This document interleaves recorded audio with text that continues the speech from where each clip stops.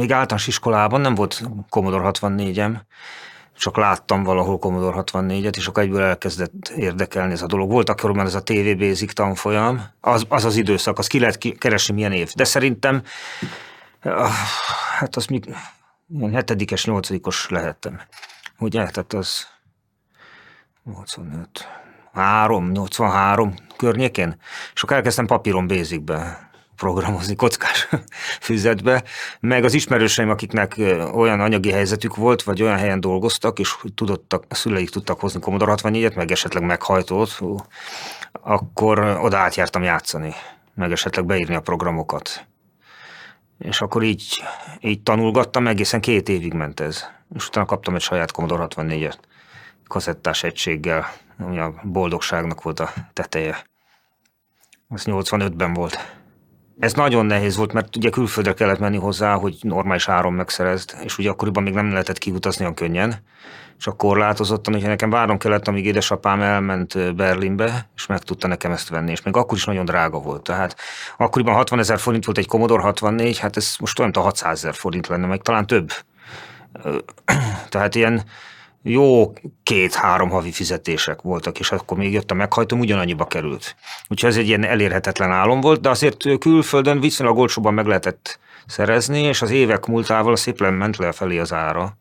Én pont akkor kaptam a Commodore 64-et, amikor kijött az új dizájn, tehát nem gömbölyű volt már, hanem az a szögletes dizájn, de abból az első szériás volt. Úgyhogy először megijedtem, mikor megkaptam. De a környezetemben akkoriban ugye az olcsóbb számítógépek azok sokkal jobban el voltak terjedve, tehát a Spectrum, meg a ZX81, esetleg a VIC 20, sőt, valaki már plusz 16-os, már akkor talán volt 16-os, de én Commodore 64-re vágytam. De nem tágítottam belőle. Nyugat-Berlinbe átment, és áthozta Checkpoint Charlie-n, és ott volt egy vámellenőrzés, de átengedték, azt hiszem. Most már ez elévült ez a bűncselekmény, ugye? De az nagy boldogság volt, hogy átengedték, és akkor onnantól kezdve már keleti zónában volt, tehát be tudta hozni bőven. Kelet-Németországból nem volt ilyen vám probléma. Mind a 2 dolog érdekelt, a programozás is, főleg Basic-ben, mert akkor nem is tudtam, hogy létezik ilyen, hogy gépi kód, vagy assembly, meg a játékok lenyűgöztek, a grafikai képessége, meg a zenéje, hát az akkoriban hihetetlen fantáz, és ahogy fejlődött is azért szép lassan. Ha megnézzünk egy 83-as, 4-es játékot, amit adtak a Commodore 64-hez, aztán szépen mik jöttek ki, ez fantasztikus, egy ilyen álomvilág volt, és aztán arról álmodoztam, hogy én majd egyszer írok egy játékprogramot.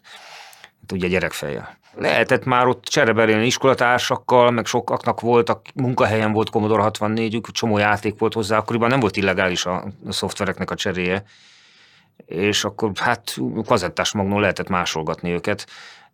Ezek ugye eléggé egyszerű játékok voltak annak idején, tehát nem volt az a mennyiségű cím, amit mondjuk Nyugat-Európában volt, de hát azért, hogy az is paradicsom volt, például az Atarihoz képest. Mielőtt még számítógépen volt, eljártam olyan helyekre, ahol Atarival lehetett játszani, hát az meg ugye hogy kezdődött azzal a faltenisszel, vagy milyen, hogy hívják azt a gépet? Azt a pingpong volt, vagy igen, teniszgép volt. Na, azt hiszem, ez még analóg volt, azzal kezdődött, és akkor hát ahhoz képest a Commodore 64 az új világot nyitott, és annak az 50 játéknak is nagyon örültünk. Impossible Mission, akkor azt megláttam, azt nem tudtam, hogy hol vagyok, milyen bolygón. Először csak az iskola, meg a szüleim ismerőseinek az ismerőse, és aztán ugye a lakótelepen laktunk, és akkor ott ugye szájhagyomány alapján, hogy ki, és akkor az általános iskolában úgy ismerkedtem meg a Martinnal, és őnek ez elég jó forrásai voltak, és így szép lassan egyre jobb szoftverekhez jutottam hozzá. Hát főleg játékok, meg ugye, hogy hívták azt, felhasználói programok. Mivel egy iskolába jártam Martinnal, és ő lejárt egy Csokonai nevű klubba, ahova én nem járhattam le, tehát ott volt egy szombati társaság, erről biztos tudsz, és volt egy pénteki társaság, és a pénteki társaság az zárt körül volt, a szombatira meg lehetett menni, de valahogy az nem érdekelt engem. Már volt akkor ilyen elitista elképzelésem, de hát a Martinnal való viszonyom az egy kicsit húzavona jellegű volt, tehát én megkaptam tőle a szoftvereket, de nem volt annyira felhőtlen az egész viszony, ami akkoriban eléggé rosszul érintett engem, viszont hosszú távon meg hozzájárult ahhoz, hogy egyáltalán elkezdjek foglalkozni ezzel. És akkor, hogy hozzájutottam a játékokhoz, kinéztem az intrókból ezeket a Cracker csoportokat, hogy lehet őket velük kapcsolatba lépni, és nem tudtam még semmilyen nyelven, és akkor elkezdtem németül írni nekik, főleg németek voltak, Postlagercode, meg emlékszem, és akkor kis nyomtató programmal kinyomtattam egy ilyen hülye levelet, és írtam 100 vagy 20 levelet, és abból 2-3 válaszoltak. És akkor előbb-utóbb így szereztem játékokat magam is, ez óriási élmény volt, mikor már 86-ban, 87-ben, olyasmi, már így bejöttek, akkor már gimnazista voltam, saját importjaim is voltak. És akkor lementem a Csokonaiba, a Csokonai Művelődési Házba, és először azt hiszem szombaton, de aztán vártam a tagságira, mert ott úgy, ez kihalásos alapon ment. Tehát ha valaki kilépett a klubból, és ajánlott 2 klubtag, akkor be tudtál lépni. Azt hiszem így volt. És akkor bekerültem a klubba, és az fantasztikus volt, mert akkor már tudtam vinni saját importokat is, még nem olyan nagy mennyiségben, hogy azzal olyan státuszt érjek el, hogy ott aztán mindent megkapjak. Ez egy nagyon érdekes világ volt, tehát ez egy hihetetlen kívül álló szemmel, ez furcsa, hogy hát úgy gondolna az ember, hogy mindenemet odaadom, hát mi csereben élünk, ez nem így működött. Nem így működött. Tehát akinek jobbok voltak az anyagai, meg frissebbek, ugye az időhatár is befolyásolta, minél újabb anyag, vagy pedig minél jobban várt anyag, annál jobb hatalma volt, és annál többet tudta becserélni, illetve ha visszatartotta, azzal tudta a hatalmát éreztetni. Igen, szombaton én nem nagyon jártam sokat, én inkább vártam a pénteket. A szombat inkább egy bőrze volt, egy csereberre, olyas, mint a Bitlet karácsony volt, és akkor oda mentek a listás emberek, és akkor cseréltek programokat egymással. Ez annyira nem érdekelt engem sosem érdekelt az, hogy sok játékom legyen meg egy idő után már nem is akartam annyira játszani játékokkal, hanem be akartam kerülni ebbe az elit klubba. És amikor bekerültem pénteken, nyilván az olyan, mint egy új munkahelyre megérkezel, hogy kicsit először kívülálló vagy.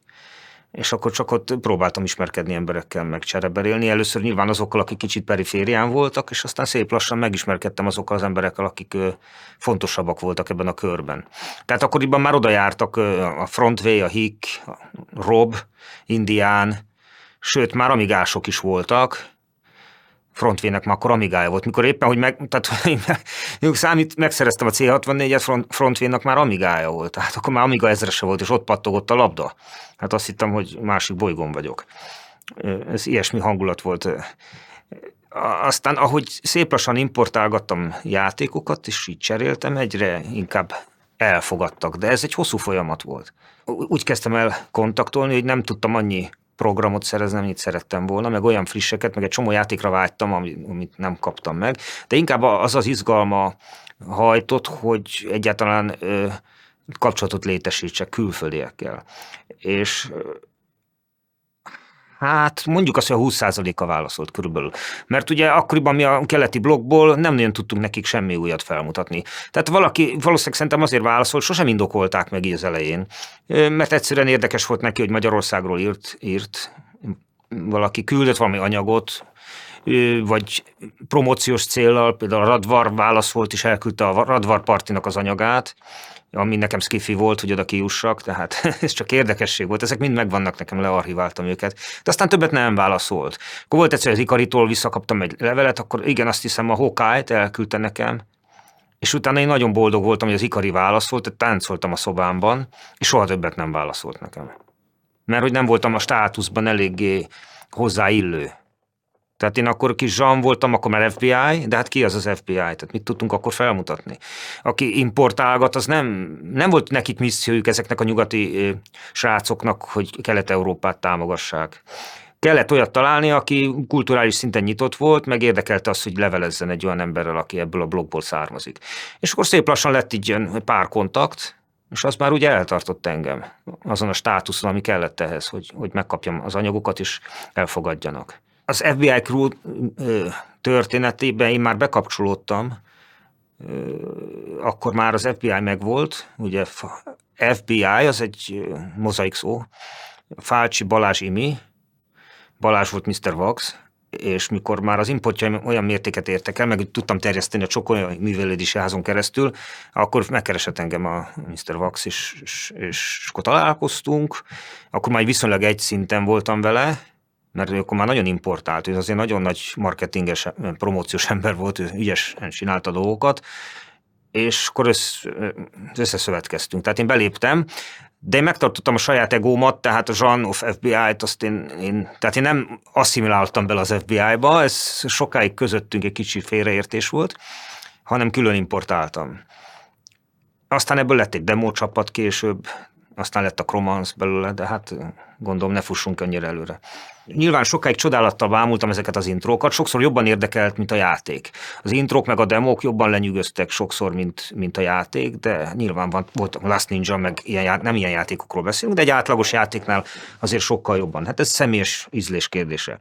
És akkor én is vágytam arra, hogy intrókat készítsek, na de hát lövésem se volt, hogy gépi kódba. Megvettem a gépi kódú programozáshoz ezeket a könyvekkel, és írtam, elfelejtettem a szerzőt. Volt egy szerző, de az olyan nyersen írta le, hogy úgy kezdte, hogy a raster megszakítás, ezt a regisztert átjött, de hát az ember egy kicsit lassabban. Tehát ez semmi. És akkor, ahogy megbarátkoztam az emberekkel, például Hikkel, Pandával, a Csokonai Művelési Házban csomó olyan emberrel, Robbal, akik kisújból rázták hozzám képest ezeket a dolgokat, úgy minden és alkalom, amikor lementem, próbáltam belőlük infót kiszedni. És akkor, mikor úgy érezték, hogy ráérnek, meg volt bennük pedagógiai hajlam, akkor megtanítottak egy-két dolgot. Tehát én a Hiktől tanultam meg a raster megszakítást, a raster hurkákat, hogy kell megcsinálni, és az nagyon boldog voltam, utána minden raster hurka volt. Azzal nagyon sok mindent azért meg lehet csinálni, ki tud C64-et programozni, és akkor már úgy nagyjából el tudtam kezdeni. Tehát le kellett ülni, szenvedni, nem volt assembler, tehát én egyből memóriába írtam bele a gépi kódot. És akkor ott kellett másolgatni kellett, hogyha elrontottam. Volt egy ilyen kis cartridge-em, amivel be tudtam lépni, és akkor ott egyből írtam bele. Sokszor hexadecimális kódokban írtuk be még akkoriban. Tehát a raster megszakítást, ezt most is 78, és így beírom sorozatban. De hát ez ugye ennek megvoltak ugye a korlátai. De azért intrót már tudtam csinálni, tehát az egy eltartott, egy jó pár nyarat végigültem úgy, hogy nem mentem ki a napra, aztán anyám veszekedett velem, hogy minden normális gyerek kint van, én meg bent ülök, hát de nekem ez úgy jó volt. És akkor megcsináltam az intrókat, és ezek elé tudtam fűzni. Akkoriban azért már megvolt az etika, hogy nem szedjük le a crackernek az intróját, mert ugye ezt Rick-Racknek hívták, azt elítéltük mi is. Voltak ilyenek, akik ezt csinálták Magyarországon, nem említek neveket, mert nem lenne szép. Én nem csináltam ezt, hanem csak elétettem. Ez egy kifejezetten import intro volt, annak a mintájára, amit mikor például egy amerikai szoftvert behoztak Európába, és ugye NTSC-PAL konverzión ment keresztül, és akkor ugye az európai Beastie Boys az Eagle Soft elé oda tette az introját. Akkor még előtettem egy Jean-t is, Jean of FBI-t, és akkor lehet, hogy 3 intro volt előtte. De hát ez hozzáadta a hangulatához, hozzájárult a játéknak. Igen, a jogi következményei ennek egyrészt nem voltak átgondolva, másrészt szerintem nem is volt ez annyira veszélyes. A magyar államnak megvolt a saját problémája, illetve a vélt vagy valós problémája akkoriban nem a játékszoftvereknek a terjedésével, inkább a fordítva az itteni információnak a kijuttatása okozott fejfájást neki. Nyilván ügyvéddel nem konzultáltunk akkoriban, mindig olvastuk a különböző újságokban, akkoriban főleg papírújság, például Illegál, az egy nagyon jó kis újság volt, de az is nagyon nehéz volt hozzájutni. Tehát nem hiszem, a Vax mikor szerzett egy Illegált, Kazonafény más voltam, amikor olvastam. Egy hétig olvastam, még nem tudtam, hogy angolul kiszótároztam minden szót, hogy ott elkapják Németországba azokat a fiatalokat, akik csereberéltek, vagy ugye a crackereket lecsapnak a rendőrség. Hát ez nálunk teljesen elképzelhetetlen volt, pedig ők éltek a szabad világban, mi meg a kommunizmusban. Inkább az akadály az volt, hogy amikor a lemezeket kiküldtük postán, mert mi is cserébe küldtünk mindig valamilyen anyagot, amit tudtunk, és főleg magyar vonatkozású dolgokat, akkor sokszor visszadobta a magyar állam, hogy ezen a lemezen ismeretlen tartalom van, és nem engedik ki. És ezért be kellett írni egy olyan nyilatkozatot, mint az később kiderült, és ezt csináltuk is, hogy büntetőjogi felelősségem tudatában kijelentem, hogy az államtitkot nem sért ez a lemeznek a tartalma, kizárólag magánjellegű információ van rajta. És akkor ezt megoldott, ezt a problémát. De nem éltünk rettegésben, hogy most betör a rendőrség hozzánk. Ugye akkor ezek a szoftvercégeknek nem volt magyarországi képviselete, tehát pont szerintem most az, hogy eladtak 2 programot évente, nem hiszem, hogy megérte nekik. Nem is volt itt olyan fizetőképes kereslet, hogy meg tudták volna az emberek ezt vásárolni. Tehát, hogy az importálásnak hogy volt a hierarchiája? Volt egy hierarchiája, ha úgy vesszük volt, Ha másik szemszögből nézzük, meg nem volt. Tehát ez mind az egyéni vérmérséklettől függ meg, attól, hogy annak a személynek, akinek a birtokában voltak ezek a játékok, aznak milyen egója volt, illetve milyen anyagi hasznot szeretett volna belőle húzni. Tehát voltak nyilván pénzés volt játékokat, én is csináltam. Ennek több oka volt. Egyrészt pénzt szerettem keresni, másrészt, hogyha mindenkinek ingyen másogatok, akkor elmegy minden időm, aztán nem tudok vele foglalkozni, úgyhogy ez a kettő találkozott. Voltak, akik nagyobb mértékben csinálták, voltak, akik kevésbé. De ezzel a tevékenységgel nagyon jól lehetett finanszírozni egyébként a nagyon költséges postai dolgokat, meg azért ez sok időt felemésztett. Tehát én a tanulmányi eredményem a Commodore 64 megvásárlása után egy ilyen ballisztikus lefelé ívelő pályára álltak, de azért úgy megmaradtam a gimnáziumban, meg leérettségiztem. De hát az minden délután ez ment ezzel a dologgal. Na most az, hogy a hierarchia hogy alakult, különböző források voltak, különböző emberek birtokoltak különböző beszerzési forrásokat. És ezeket sokszor nem osztották meg egymással, ez volt inkább a jellemző. Tehát mindenki ült a saját kis tojásain, és kotlott, és akkor az anyagokkal bizonyos szempontból egy olyan hatalomra tett szert, idézőjelben, amivel hozzá tudott jutni a többi friss anyaghoz.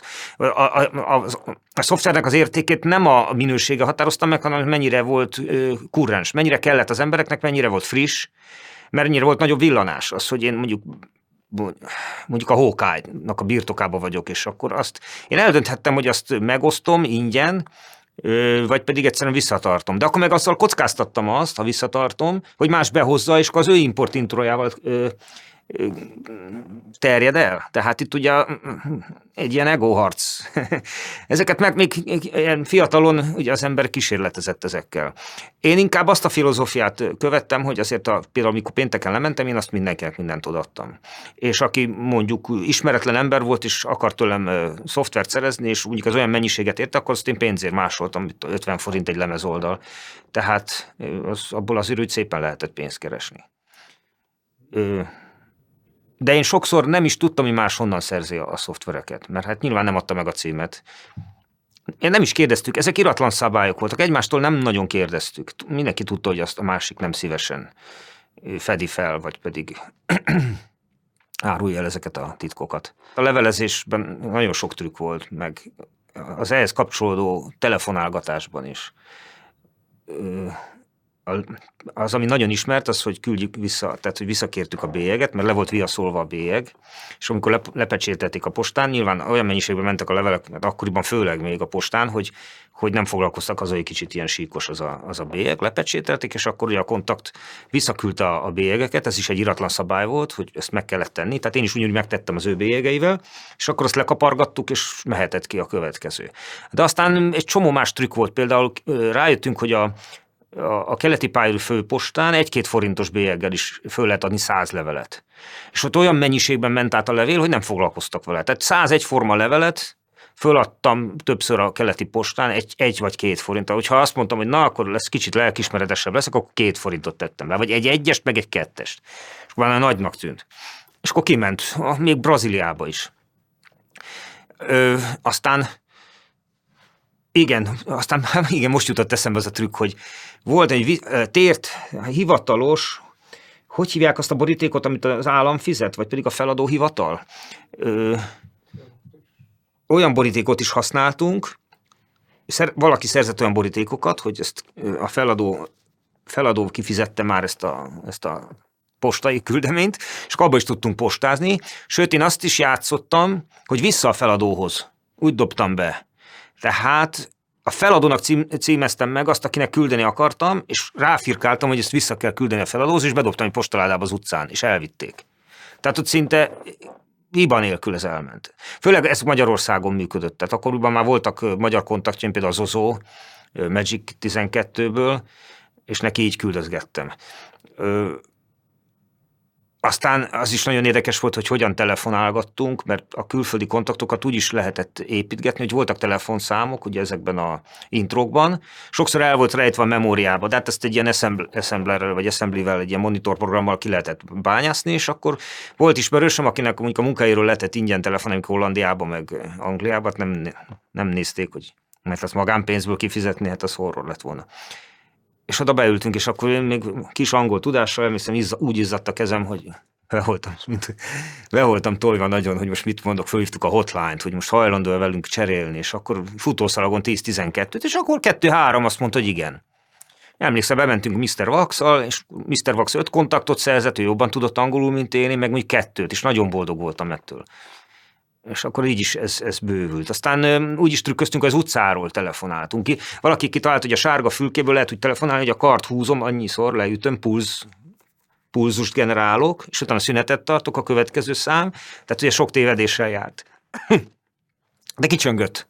És akkor egy pár percig lehetett telefonálni. Aztán jött az a trükk, hogy a nemzetközi 09-es hívószámra betelefonáltam, és akkor mondtam, hogy kérem kapcsolja ezt a számot, és bediktáltam a telefonfülkét, hogy számlázzak ki erre. És nem kapcsolódott össze adminisztratíve, hogy az a telefonfülke az nem egy lakás, és kiszámlázták a telefonfülkére.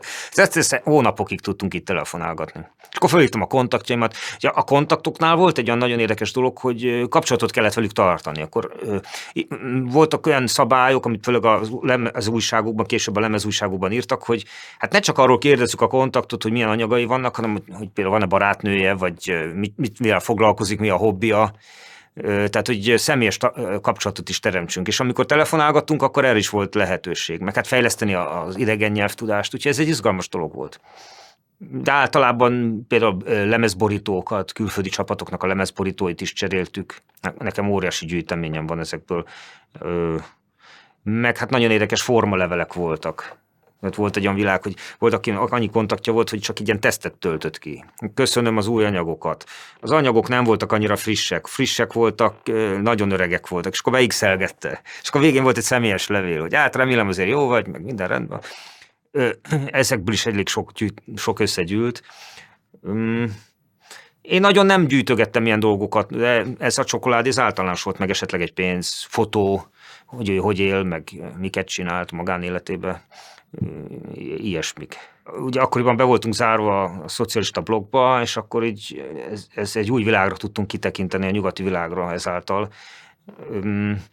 És ez kialakított bennünk egy bizonyos szempontból egy elit önképet. És akkor ez ugye már a 80-as évek vége fele kialakult ez, hogy aki ezt nem csinálja, és koldul az anyagokért, és cserébe nem tud felmutatni mondjuk olyan tudást, ami programozói, vagy akkor ez a lémer, és mi meg az elit vagyunk. Tehát akkor a lémerből utána lámák lettek, meg vicces becézgetésekkel, és akkor itt volt egy éles határvonal, hogy ki az, aki az elitbe tartozik. Hát emlékszem, amikor 90-ben megszerveztem a Kromans Partit, akkor ott olyan beléptető rendszer volt, hogy aki nem tudtuk, hogy kicsoda, vagy nem volt olyan tudás, vagy teljesítmény a háta mögött, hogy vagy importban, vagy mondjuk marketingben legalább, vagy pedig demo írásban, nem tudtak olyat felmutatni, nem jöttek be. Tehát ott többek ki lettek utasítva arról a partiról, az egy elit parti volt.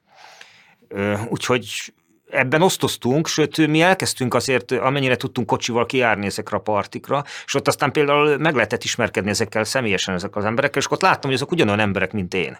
Tehát ugye ezeket ilyen félistenként tekintettük, és ott láttam, hogy hát ugyanolyan emberek a saját kis hibáikkal, meg erényeikkel,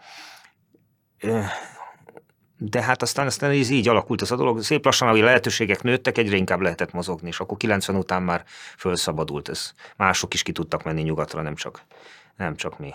Tehát itt számosságára már nem emlékszem, hogy mi volt az, ami a legmagasabb szám volt. Azt valószínűleg már az Amiga időszakában értem el. Én C64-nél törekedtem, hogy minőségi kontaktom legyenek, lehet, hogy jó források, és érdekes módon az egyik legjobb kontaktom az Brazíliában lakott.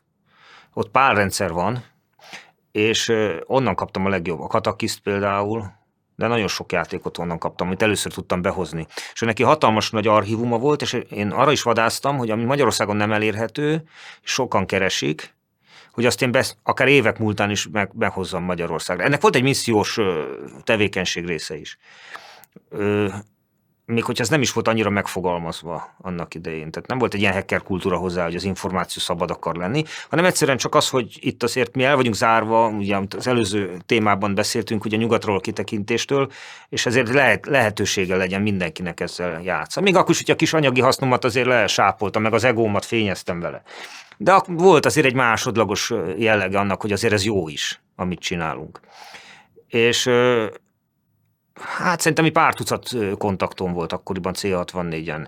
Nagyon sok időt fölemésztett ez, hogyha az ember jól csinálta, azért én leültem és megírtam azokat a leveleket, és sokszor elment egy egész délután csak levélisírással, mert akkor utána volt, hogy a más nyelveken is tanultam, és akkor azokat is használtam, franciát, meg angolt, és akkor az sokat kellett szótározgatni, hogy megírjam a levelet. Tehát papíron akkor nem volt ilyen, hogy internet. Tehát elküldtem egy levelet, és 4 hétig nem jött válasz, akkor lehet, hogy elveszett a postán, akkor megint kellett küldeni egy levelet, akkor volt, hogy valaki fosztogatta a postaládámat, ez egy nagyon galád dolog volt, mert akkor elvesztettem a kapcsolatot a kontaktommal. Ugye megszakadta a postafordultának a jellege, és akkor nem tudtam most, mi van, miért nem ír, haragszik, már dobott, mert ilyen is van, és akkor újra kellett neki küldeni. Főleg postafiókot használtak, németek legfőképpen, mint a rendőrség ezeket fenyegette, a belgák is, úgy emlékszem, hogy valami postafiók, de ez minket nem akadályozott, mert mindegy volt, hogy most postafiók vagy nem postafiók. Aztán én is postafiókra váltottam át. Egyrészt nagyon jól nézett ki, ezzel az elit imáshoz hozzájárult. Még én is elrejtettem a címemet a memóriába, hogy akár milyen lémer ne kontaktoljon. De aztán csináltam később ilyen nótokat a játékokhoz, mert ugye akkor akartam pénzt keresni belőle, akkor oda tettem minden telefonszámot. De a külföldiek azok postafiókon, és akkor mi arra írtunk. Sokszor elrejtették, sokszor ott volt, de hát nem, az ember végignézte a memóriát, akkor megtalálta benne, lehetett ott írni. Aztán vagy válaszolt, vagy nem. Tehát most nekik mi voltunk a lémerek. Az átlagos nap az úgy nézett ki, hogy rohantam az iskolából, és postaláda. És ha nem jött semmi, akkor rossz kedv. Kicsit. Hát jó, akkor a régi dolgokkal foglalkozom, de ha jött új levél, hát az a mennyország volt, akkor olyan, mint a karácsonyi ajándék volt minden hét. Aztán volt már minden nap jött, de hát hetente 3-szor általában jött, és akkor az mindig ajándék volt. Akkor volt egy kis csalódás, hogyha már olyan programot kaptam, amin már megvolt, vagy nem volt érdekes, hát akkor ugyanúgy vissza kellett írni a levelet, meg küldeni. Meg sokszor nem volt könnyű mit küldeni. Mert én mindig csak idősebb dolgokat tudtam neki küldeni, egy ilyen elit csoportnak az nem volt akkora nagy pálya. Akkor próbáltam valami magyar, vagy olyan jellegű dolgot betenni, amit ő nem tud megszerezni. Hát ebben volt megint egy másik misszió, hogy például a magyar demókat, a HIK mikor csinált egy demót, hát az nekem mennyország volt, mert akkor a HIK demóját ki tudtam küldeni mondjuk ezeknek az elit crackereknek, hogy ez egy magyar demó, mert ő azért elég jó demókat csinált, és akkor már arra büszke lehetett lenni. Tehát akkor már tudtam én is adni valamit. Nyilván itt van egy olyan, hogy te magadat hogyan látod, meg hogyan tudod prezentálni. Ez egy piac volt. Akkor volt egy tehát az elitizmusról van szó, hogy ki mennyire volt elit, meg hogy volt ennek a hierarchiának a megszervezése, ezt mondom, ez több komponensű. Tehát ennek van egy nemzetközi, meg egy nemzeti vonatkozása, akkor van egy önkép is, meg hogy ez mennyire valós, és az tényleg mit nyújt, azt hogyan fogadtatod el magadat más elit emberekkel, tehát mi az, amit tudsz nyújtani. Valakinek elég volt, hogy jó volt a humora, és akkor be volt véve ebbe a társaságba. Tehát valaki meg importált, valaki jól programozott, valakinek nagyon jó kecója volt a szüleinek, tehát ezek példák. És akkor például emlékszem, hogy amikor a Csokonaiból, tehát vége voltam 9 óra körül a Csokonainak, mindig csak rántott húsos szendvicset, meg fasírtos szendvicset lehetett kapni, de akkoriban nyílt a McDonald's, és akkor az volt egy program, hogy lementünk a McDonald'sbe. És amikor először mehettem ezekkel az elit srácokkal a McDonald'sbe, akkor az nekem egy hatalmas előrelépés volt. Bár nézegettem a menüt, hogy ez milyen drága. De hát azért ott valamit megvásároltam, de akkor már én is úgy éreztem, hogy egy kicsit hozzájuk tartozom. És akkor szép lassan ez így elfogadtak. De hát ez nem tudom, is hónapok vagy évek munkája, de ez egy hosszú folyamat volt. És utána, hát ugye nyilván, amikor én is az elitnek a részévé váltam, és akkor hozzám képest jöttek kezdők, akkor ez egy olyan dolog volt, hogy az embernek ugye fölpuffad az egója, akkor hogy lekezeli a másikat. És ahhoz mindenki az intelligenciáján múlik, hogy ezt ilyen fiatalon ezt hogyan kezeli, hogy ebből egy arrogáns disznó lesz, vagy pedig azért megtalálja ezt az egyensúlyt, hogy mégis tisztességesen tudjon másokkal kommunikálni. Hát ezt végig kellett zongorázni. Ilyen kiforratlan személyiséggel. Ez egy érdekes tanulmány volt. Az egésznek az elsődleges motivációja az szerintem több motiváció volt. Én csak a magam részéről tudom mondani, hogy engem mi motivált. Egyrészt volt egy varázslatos világa ennek, hogy új játékokat látok, új intrókat, új demókat. Valami ismeretlen, amikor mindenki tudja milyen, amikor beteszi a friss anyagot a számítógépbe, és akkor azt ott meghallja a zenét, és hogyha jó zene, akkor azt hallgattam reggeltől estig. Aztán volt egy ego része is, az, hogy híres leszek. Az, hogy én ezt meg tudom csinálni, más nem. Akkor írtam egy olyan nótot hozzá, hogy a Barbarian, mikor behoztam a Barbarian 2-t, már nem emlékszem, hogy hát ezen a héten ez volt az egyik legjobb játék, tudod. És akkor ezt így elolvastam, volt utána a Chromansnak egy programozó grafikus srác tagja, az SKC, és az úristen, hát ez egyik legjobb játék ezen a héten, hát milyen játékai lehetnek, és akkor tudod, én meg ott dörzsöltem a virtuális tenyeremet, hogy azt gondolják, hogy mekkora nagy menő vagyok. Hát ez ilyen ego játék volt. Akkor meg volt az a missziós jellege is, hogy terjesztjük, tehát azért eljutnak a dolgok. Ennek nyilván alacsony szintre ez nem ment le, nem mentem oda a Bitlet karácsony listával, mert azt nagyon égő volt. Tehát az a lémereknek volt a sajátja, hogy listával csereberéltek. Tehát nem mentem oda csereberélni. Oda mentem, és akkor odaadtam neki. Volt, hogy a pornép közé leszálltunk, és vittünk 10 új, nagyon friss anyagot, és odaadtuk nekik, a listásoknak. És volt, hogy nem is értették a listások ezt, hogy most ez egy hot stuff. Tehát ilyenekkel is szórakoztunk. Ez vicces volt. Tehát ez ilyen ego játék volt, vicces volt. Aztán hát volt ugye a programozói kihívás része is a dolognak, tehát hogy fejlődsz azért tudásban, meg tudod csinálni azt, amit más. Akkor ebben voltak mentorok is, például Hiktől nagyon sokat tanultam, nyilván nem ültott mellettem, és magyarázta végig, de én morzsákból raktam össze. A TSS például megtanított engem, hogy kell levenni a sideboardert, elég tüzetesen.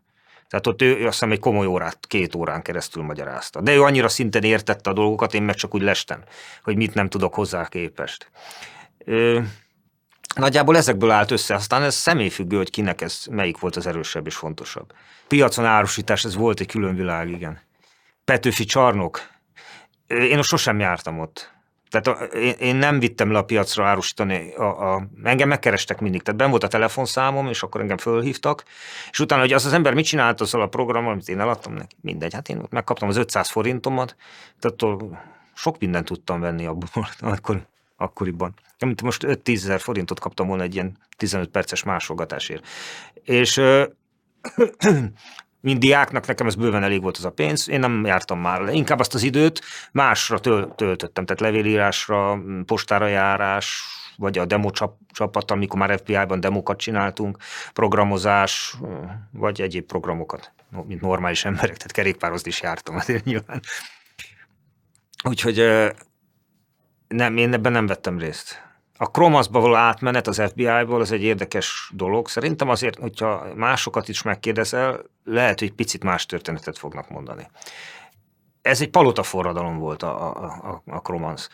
Az FBI-ban történtek olyan dolgok, amik nem biztos, hogy mindenkinek elnyerték a tetszését, és amikor Mr. Wax, aki tulajdonképpen tehát az összetartó ereje volt az FBI-nak, ő elkezdett egy kicsit nemzetközivé tenni a csoportot, meg bizonyos olyan dolgokat tett, ami nem tetszett az új tagoknak, részben nekem se. Én Mr. Waxal egy elég komoly ilyen egócsatába voltunk, igazából egy 2 dudás egy csárdába, de én elismerem, hogy ő volt a főnök, mert ő alapította az FBI-t. Csak aztán túlsúlyba kerültek azok a tagok, akik más irányba szerették volna vinni ezt a csoportot. Az biztos, hogy Mr. Wax nagyon jó tehetségkutató volt, nagyon jó swapper, nagyon jó tolta a csoportnak az imidzsét, nagyon jó marketinges volt, zseniálisan csinálta. Aztán a külföldi tagokkal elkezdte egy kicsit duzzasztani, akiket mi nem is ismertünk. Akkoriban nem volt ugye internet, még e-mail se nagyon, és hát nem tudtunk ezekkel kapcsolatot tartani, és úgy éreztük, hogy széthullik a baráti jelleg ennek a társaságnak, mert Wax egy időben tehetségkutatással bevett a csoportban 4-5 nagyon tehetséges srácot, akikkel nagyon jó demókat csináltunk. A Sum for Fun például, amit én nagy dolognak tartottam akkoriban.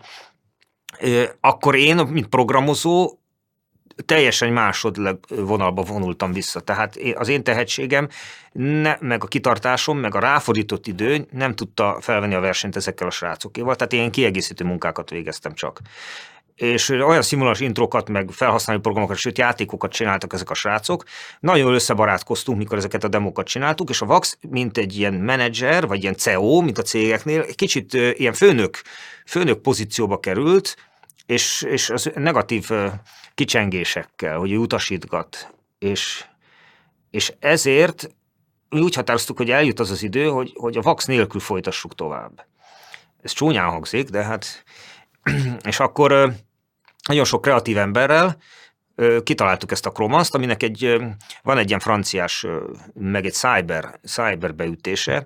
Azért van a cyber beütése, mert az Ajkai Örkény barátom, Armitage néven volt akkor, ő fordította a Neuromance volt angolul ennek a cyber regénynek a címe. Ő volt a hivatalos fordítója, amit a Valhalla Páholy adott ki annak idején. És nagyon benne volt ebben a cyber világban, és akkor azzal, hogy egy kicsit kitűnjünk, franciásítottuk a dolgokat. Tehát én Jean voltam, mondjuk azt nem kellett megváltoztatni, de például Armitage lett, és akkor Lupi Yanderboy, ami angolos, franciás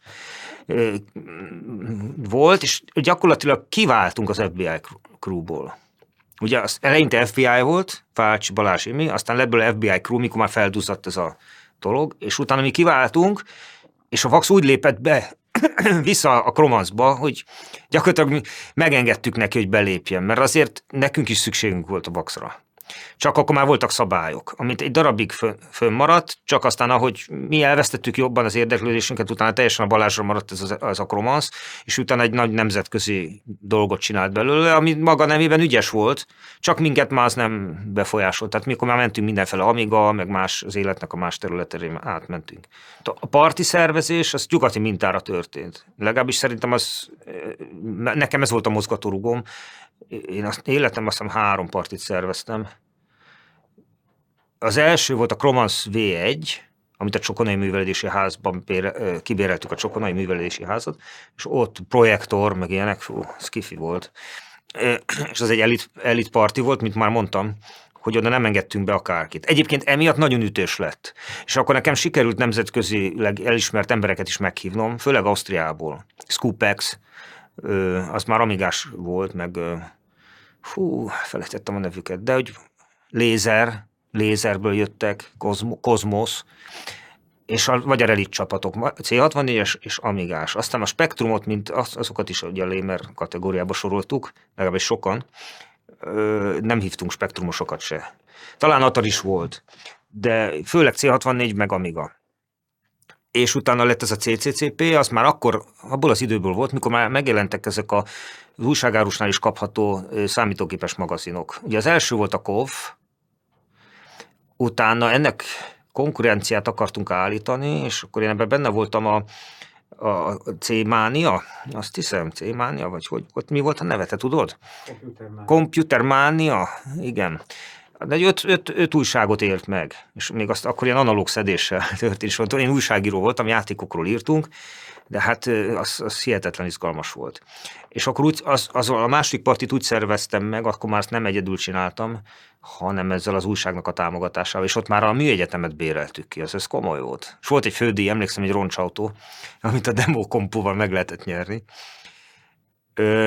Szóval nyugati mintákra szerveztük ezeket, és ugye az volt a célja, hogy az elit emberek össze tudjanak jönni. És személyes kapcsolatokat építsünk, meg hát szoftvereket is csereberünk, meg tudást, meg demoversenyt, meg jól érezzük magunkat.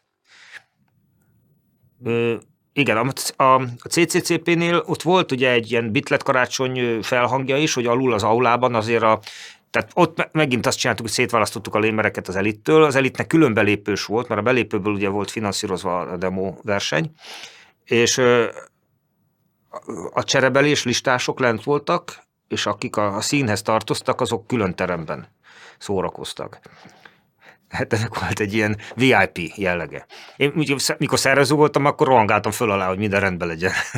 De én is voltam látogató partikon, mentem Ausztriába, mentem Jugoszláviába, akkoriban még a Szabadkára, Transcom partira, aztán később Skandináviába, meg igen, Dániába, a The Partira sokat jártam. Az azért az jó volt. Hát attól függ, hogy ki mit csinált. Valaki egész nap ült, azt játszott a számítógép előtt. Valaki kódolt, például a demokompóra, hogy én nem voltam már akkor az a típus, én akkor már inkább az életemet éltem. Tehát elmentem a Dán partira, és akkor ott lejártam a strand. Mindenfélét csináltunk, buliztunk, meg ismerkedtem mindenkivel, akivel tudtam. Inkább személyes kapcsolatok építésére használtam. Ez személyfüggő. Én nem tudom, hogy ez mennyire volt nagy szám, akkor már jobban elérhető volt. Hát emlékszem, a 97-es The Party-ra kimentünk, de akkor már szerveztünk buszt. azt úgy emlékszem, hogy az Ed Helonnal mentem, meg még egy pár sráccal, amigásokkal, főleg akkor már amigáztunk, de jöttek C64-esek is, az Ed Hellon akkor C64 kóder volt, még most is ugye a cenzorban. És akkor összeálltunk, hogy ki akart jönni, kibéreltünk egy buszt, úgy tudtunk kijutni ezekre a külföldi partikra, mert azért ez messze volt, hát ott 20 órát kellett autózni. Akkor ott is valahogy meg kellett szállni. Hát pénz az nem nagyon volt, ugye a végén, mikor már elkezdtünk dolgozni, akkor volt pénz, eleinte nem, hát akkor mindenfele aludtunk, vonatállomástól kezdve, hát én emlékszem, hogy Győri vasútállomáson aludtam az csatlakozáshoz, hogy Ausztriába kijussak. És akkor mentünk meg, hát volt, hogy annyi pénzem nem volt, hogy enni nem tudtam, akkor az osztrákok összedobták nekünk a vonatjegyet. Elmentünk Grazba, például Martinnal, meg az Olival, kiskocsival, akkor nagy szám volt az Opel Corsája, és akkor ott aludtunk a lézer kozmoszos srácoknál, nem tudtunk szállodába menni. És akkor mondtuk, hogy nincs pénzünk, hogy vonattal átmegyünk, mert valahol a hegyekben volt valami parti, egy lézer, nem tudom milyen parti, és akkor összedobták a srácok nekünk a pénzt. És akkor úgy utaztunk, hát úgy ültem ott, mint veréba a kábelen. Hát aztán lementünk, és akkor ott ismerkedtünk. Hát az is önmagában hatalmas dolog volt, hogy angolul tudtam beszélgetni külföldi emberekkel, és már az is egy nagy élmény volt, és akkor megjelent valaki, mit tudom, a Crazyből, az egy nagy cracker csoport volt, és akkor úgy, te vagy az Úristen. De hát aztán később meg szinte mindenkivel így tudtam találkozni, életben megismerni őket. Én mindig is szerettem utazni, hát én nagyon sokat utaztam életemben, ez egy másik téma.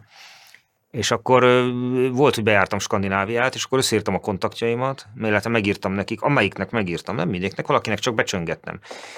És akkor ott aludtam náluk. Meg közben ismerkedtem ezzel, meg azzal.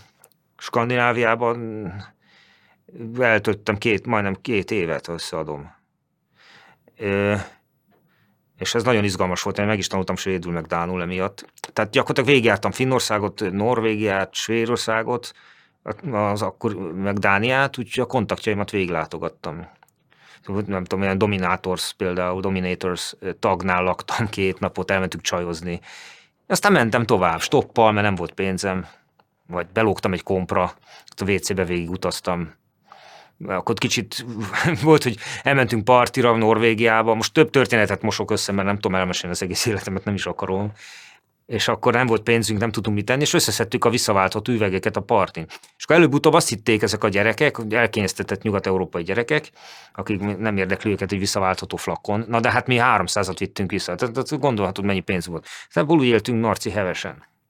És akkor ezt csináltuk, például volt Porsgrunn, Norvégiában volt egy ilyen parti, és akkor ezzel szórakoztunk. De közben ott aludtunk a parti helyen, teljesen ingyen. És akkor nekem annyi kialakult egy baráti társágom, és akkor meg tudtunk szállni Svédországban is. De aztán ezt én egyedül is csináltam. Kopenhágában egy évet laktam úgy, hogy a Silence-nak a 2 lakást béreltek, akkoriban a Silence Cryonics amigás demócsapat volt, később játékfejlesztők lettek. Aztán elég komoly, például Jasper Kidd az Egyesült Államokba költözött, és például a komoly PC-s játékoknak a zenét csinálta később.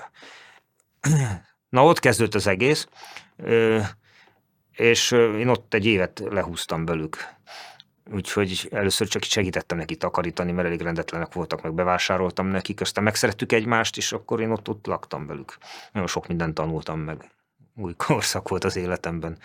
Tehát úgy lehetett ezt csinálni, hogy már leveleztem vele, és akkor az valamilyen szinten jeleztem neki, hogy fogok menni valami utazásra, de nyilván ott a levélváltással nem lehet ezt olyan gyorsan elintézni.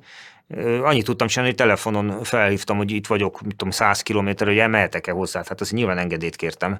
És akkor sokszor mondták, hogy ez milyen, hát az poénos volt, és hogyha olyan volt a családi lehetőségem, általában ezek a szülőkkel laktak még, akkor megengedték nekem, akkor ott aludtam, de hát 1-2 napot. Aztán mentem tovább. Ez egy nagyon érdekes kérdés a számítógépes magazinoknak a megjelenése. Ugye először a KOV volt az első ilyen nagy dobás, mindenki nagyon izgalommal várt, meg főleg a Kovboynak a személye, amiket írt. De azok főleg ilyen tartalmas játékleírások, végigjátszásokat közöltek. Engem ez nem érdekelt akkoriban. Maga az, hogy van egy magyar újság, az nagyon izgalmas volt, főleg meg az, hogy én már nagyon vártam, hogy Magyarországon is legyen egy olyan újság, ami fölveszi a versenyt, legalábbis, vagy megközelíti ezeket a külföldiekkel, Döván, meg CU, ezekből néha sikerült példányokat szerezni, főleg azért, mert Novotrade-ben dolgoztak akkor a klubba járó emberek közül egy-ketten, vagy pedig én ismertem őket, és meg Martin is hozott sokszor be ezekből az újságokból, meg lehetett nézni, milyen új stufok vannak, és hát azok nagyon színvonalas újságok voltak akkoriban, tehát lehetett ámuldozni, és hát nekem nagy vágyam volt, hogy legyen magyarul is egy ilyen, és jó pár, mit kiderült, jó pár másik embernek is volt, és akkor ezekkel így beszélgettünk, hogy ez hogyan lehetne. És az egyik srácnak, a Exnek hívták, aki szintén lejárt a klubba, egy nagy darab aranyos ember, a szülei, illetve az édesanyja a nyomdát vezetett, illetve talán nyomda tulajdonos is volt. És kialakult egy ilyen lehetőség, hogy csinálunk egy analóg szedett újságot. Tehát azt akkoriban ugye nem is tudom már, hogy írtuk, talán Amigán írtuk a szöveget, és aztán ezt veszették ugye kézzel, meg rakosgatták a fényképeket, meg emlékszem, még lefotózták a számítógép képernyőjét, és úgy került be az újságba. Csak hát ugye annak az anyagi háttere nem volt annyira stabil, ezért aztán eleinte ugye meg tudott jelenni, de aztán később egyre nagyobb csúszásokkal jelent meg, tehát nem lehetett, abban nem, azt hiszem 5 szám jelent meg, nem tudtunk annyira stabilan megjelenést biztosítani. Aztán utána én összekerültem az 576 kilobájtosokkal, akkor még az nem létezett, és ott elindult ez az ötlet, hogy legyen egy C64 és Amigás újság. Ugye innen jön az 576 kilobájt, nem tudom, hogy ez egyértelmű-e, hogy összeadódik a kettő memóriája. És akkor ott is voltam, aztán azt írtam egy darabig, és utána szintén a klubból indult ki a Guru. Akkor még Amiga Guru volt, igen, az kizárólag Amiga Guru volt, aztán abból PC Guru lett, aztán azt megint Guru, azt már én már nem tudom, mert leszakadtam, mert a PC engem sose érdekelt ilyen szinten. És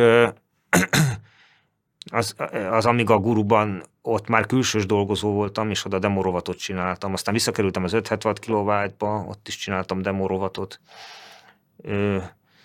És egyre színvonalasabbak lettek ezek az újságok. De hát nyilván a 90-es évek elején leszakadtam erről. Az 576 kilobájtnak volt egyébként egy erős játékmásoló háttere, és aztán abból lett a bolthálózat. De hát ez eleinte illegális volt, aztán utána egy legális bolthálózat lett belőle. A lemezújságok ez egy nagyon érdekes téma. Először nagy divat volt, hogy papírújságokat is terjesztettek, főleg Nyugat-Európában. Aztán mi is csináltunk egy papírújságot, a Cromance, Gridpoint Observer címmel, ami 2 példányban jelent meg. Ez borzasztó sok munka volt megcsinálni.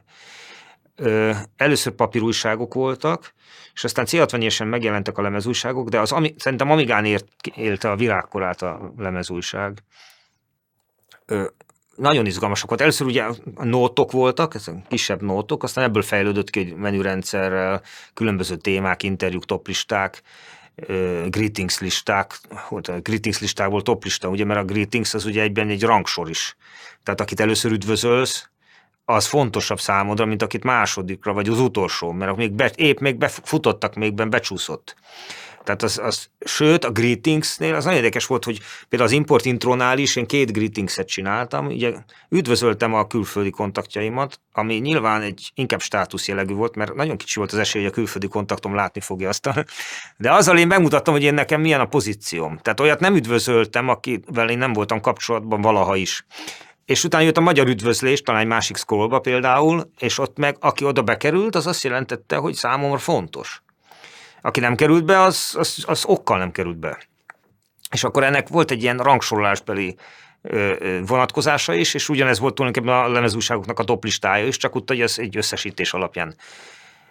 De hát nemzetközi szinten, mint Cromance, azért nem tudtunk olyan szinten labdába rúgni, meg FBI Crew még annak idején, hogy akár ilyen nemzetközi toplistákra felkerüljünk. Nekem a legnagyobb eredményem az ilyen szinten az volt, mikor kiléptem a Cromance-ból, Amigán, és beléptem a Tristar Red Sectorba, aztán Scoopex-be, de úgy, hogy a Surprise Production alcsoporton keresztül jutottam be, és ott valami miatt annyi partira jártam, hogy fölkerültem ilyen swapper toplistára. Tehát ilyen mega swapper toplistára, nagyon sok kontaktom volt, és a szavazás útján volt valahogy, aztán úgy fölkerültem, még interjúk is voltak. meg hogy a legtöbbet utazott swapperek, meg ilyen. Tehát tényleg akkor nagyon sokat utaztam, és végigjártam a partikat, amit tudtam. Ez a kontaktolás, a rendszeressége az, hát eleinte örült az ember, hogy volt kontakt. Másodvonalbeli, harmadvonalbeli csapatokkal is szívesen leveleztem, azért megszerezem az anyagokat. Aztán ez már olyan időterhet jelentett, anyagit is bizonyos szempontból, amit ugye játékárusítással kellett pótolni, hogy már nem lehetett azt csinálni, hogy mindenkinek válaszolok. Aztán, hogy már ismertebb lettem, meg már tudtam produkálni kifelé is anyagokat. Ez kellett egy magyar háttér ország, tehát hogy demókat produkáljanak az emberek, mert esetleg játékot, de inkább én játékot nem nagyon küldtem. Tehát én etikai határt meghúztam, hogy például valaki fejleszt egy játékot, akkor én nem küldöm ki az originált egy külföldi cracker csoportnak, csak hogy én tök jó fej legyek, meg fölmenjek a toplistán, hogy tönkretegyem azoknak a nyomorultaknak a munkáját. Tudnék olyan példát hozni, de nem hozok, hogy ez megtörtént mással, hogy ilyet csinált. Sajnálatos dolog, mert keresztbe törte ott valakinek a karrierjét. Nem mindegy, hogy 5000 márkát kapsz valamiért, vagy 500-at, mert már megjelent crackelt változatban, mielőtt még eladtad volna. És inkább demókat terjesztettem, és ahogy nőtt ezeknek a mennyisége, azért én is már egy kurrens swapper lettem, és megkerestek engem is. És ott volt, hogy vissza kellett utasítanom embereket. Hát a visszautasításnak van az a forma, hogy egyszer nem válaszolok. Hát az elég bunkó. Hát igyekeztem válaszolni, de egy után már nem lehetett. És akkor, mert anyagilag se bírtam volna, meg időben, meg semmi. Mert nem egy e-mail. És aztán már úgy be kellett, hogy valaki vagy személyesen volt kedves nekem, vagy pedig olyan elit csoportba tartozott, és vagy olyan anyagokat tudott küldeni, és akkor így én személy szerint így határoztam meg, hogy kivel cserélek. Akivel mit 4-5 éve cseréltem, azt nyilván nem rúgtam ki csak azért, mert hogy ismeretlen csoportból van. Aztán utána bejött egy olyan vonal az én életembe, hogy nagyon sok vidéki megkeresett, főleg a programvásárlás ügyén, de aztán például a Triumvirát, aki először ilyen lémereknek tartottunk, és kapcsolatba került velünk, és akkor mivel vidéken egy kicsit nehezebb volt az élet, mert lassabban jutottak oda a dolgok. Ezért én éreztem egy ilyet, hogy kicsit patrocinálni kell ezt, hogy hívják, támogatnunk kell a tehetséges vidékieket. Tehát kiválogattam egy párat, akiben úgy éreztem vidéken is, meg mondjuk olyan kelet-európai országokban, ahol nehezebben indult, Szlovákiában, Lengyelországban volt egy-két ilyen kontaktom, akiknek ingyen küldtem anyagokat. A többi, ahol meghúztam a lémer határt, onnan már pénzért ment az anyag. De például a Triumvirát, onnan több barátom is lett egyébként később, oda ingyen küldtem az anyagokat, mert hogy ők megérdemelték, mert küzdenek, meg előbb-utóbb nagyon jó demókat csináltak. Eleinte elég csúnyák voltak a demóik, de aztán ügyesek lettek. Úgyhogy a vidékre így tudtak egy kicsit, Vax is csinálta ezt. Vax is, amennyire egyébként Pökkendinek tartottuk a Balást, elnézést, azért ő is csinált azt, hogy bizonyos tehetséges vidékieknek küldött anyagokat ingyen. Tehát ő is felkarolt. Nyilván az ő életével nem tudok olyan, azt majd ő elmondja, de hát mind a ketten egymástól is tanultunk praktikákat, hogy mű ezek a büdös lámák, jó, már megint írt valami láma, jó, add el neki ezt az anyagot, jó. Tehát azért, mikor volt a Viva TV-nél a Balázs, hogy a kamera mögött miket mondott, hát mi is hasonlókat mondtunk. Nem vagyunk mi se szentek. Csak hogy ez kívülre hogy jutott ki, ez megint más volt. Tehát, hogy emlékszem, hogy volt Antizsan Association, tehát amikor én lementem egy kecskeméti partira, vagy Ceglédi, és rendkívül bunkó voltam, mert azt mondta nekem a 56K-s tulajdonos, hogy lemásoltam az anyagokat, ő ugye pénzért árusította a szoftvereket, ilyen köteg Amiga lemez, legújabb játékok, ilyen 2 naposak. Lementem, és így betettem a gépbe, aztán kihúztam a lemezt. Ez nem egy saját viselkedési forma volt, ezt láttam valakitől, és egyszer kipróbáltam, és egyből egy Anti-Jean Association lett az eredménye. Csak aztán a Balázs hál' Istennek jobban kiverte a biztosítékot, majd ő elmondja, hogy miért, és akkor ebből lett egy bocsánat, Jean, és Anti-Vax Association, ami tulajdonképpen valamilyen szinten negatív csúcspontja a karrieremnek. Ezt is meg lehetett élni. Kinek adott át szoftvert. Igen. El tudom képzelni, hogy valaki lejárt pénteken is, és aztán hogy szombaton terjessze.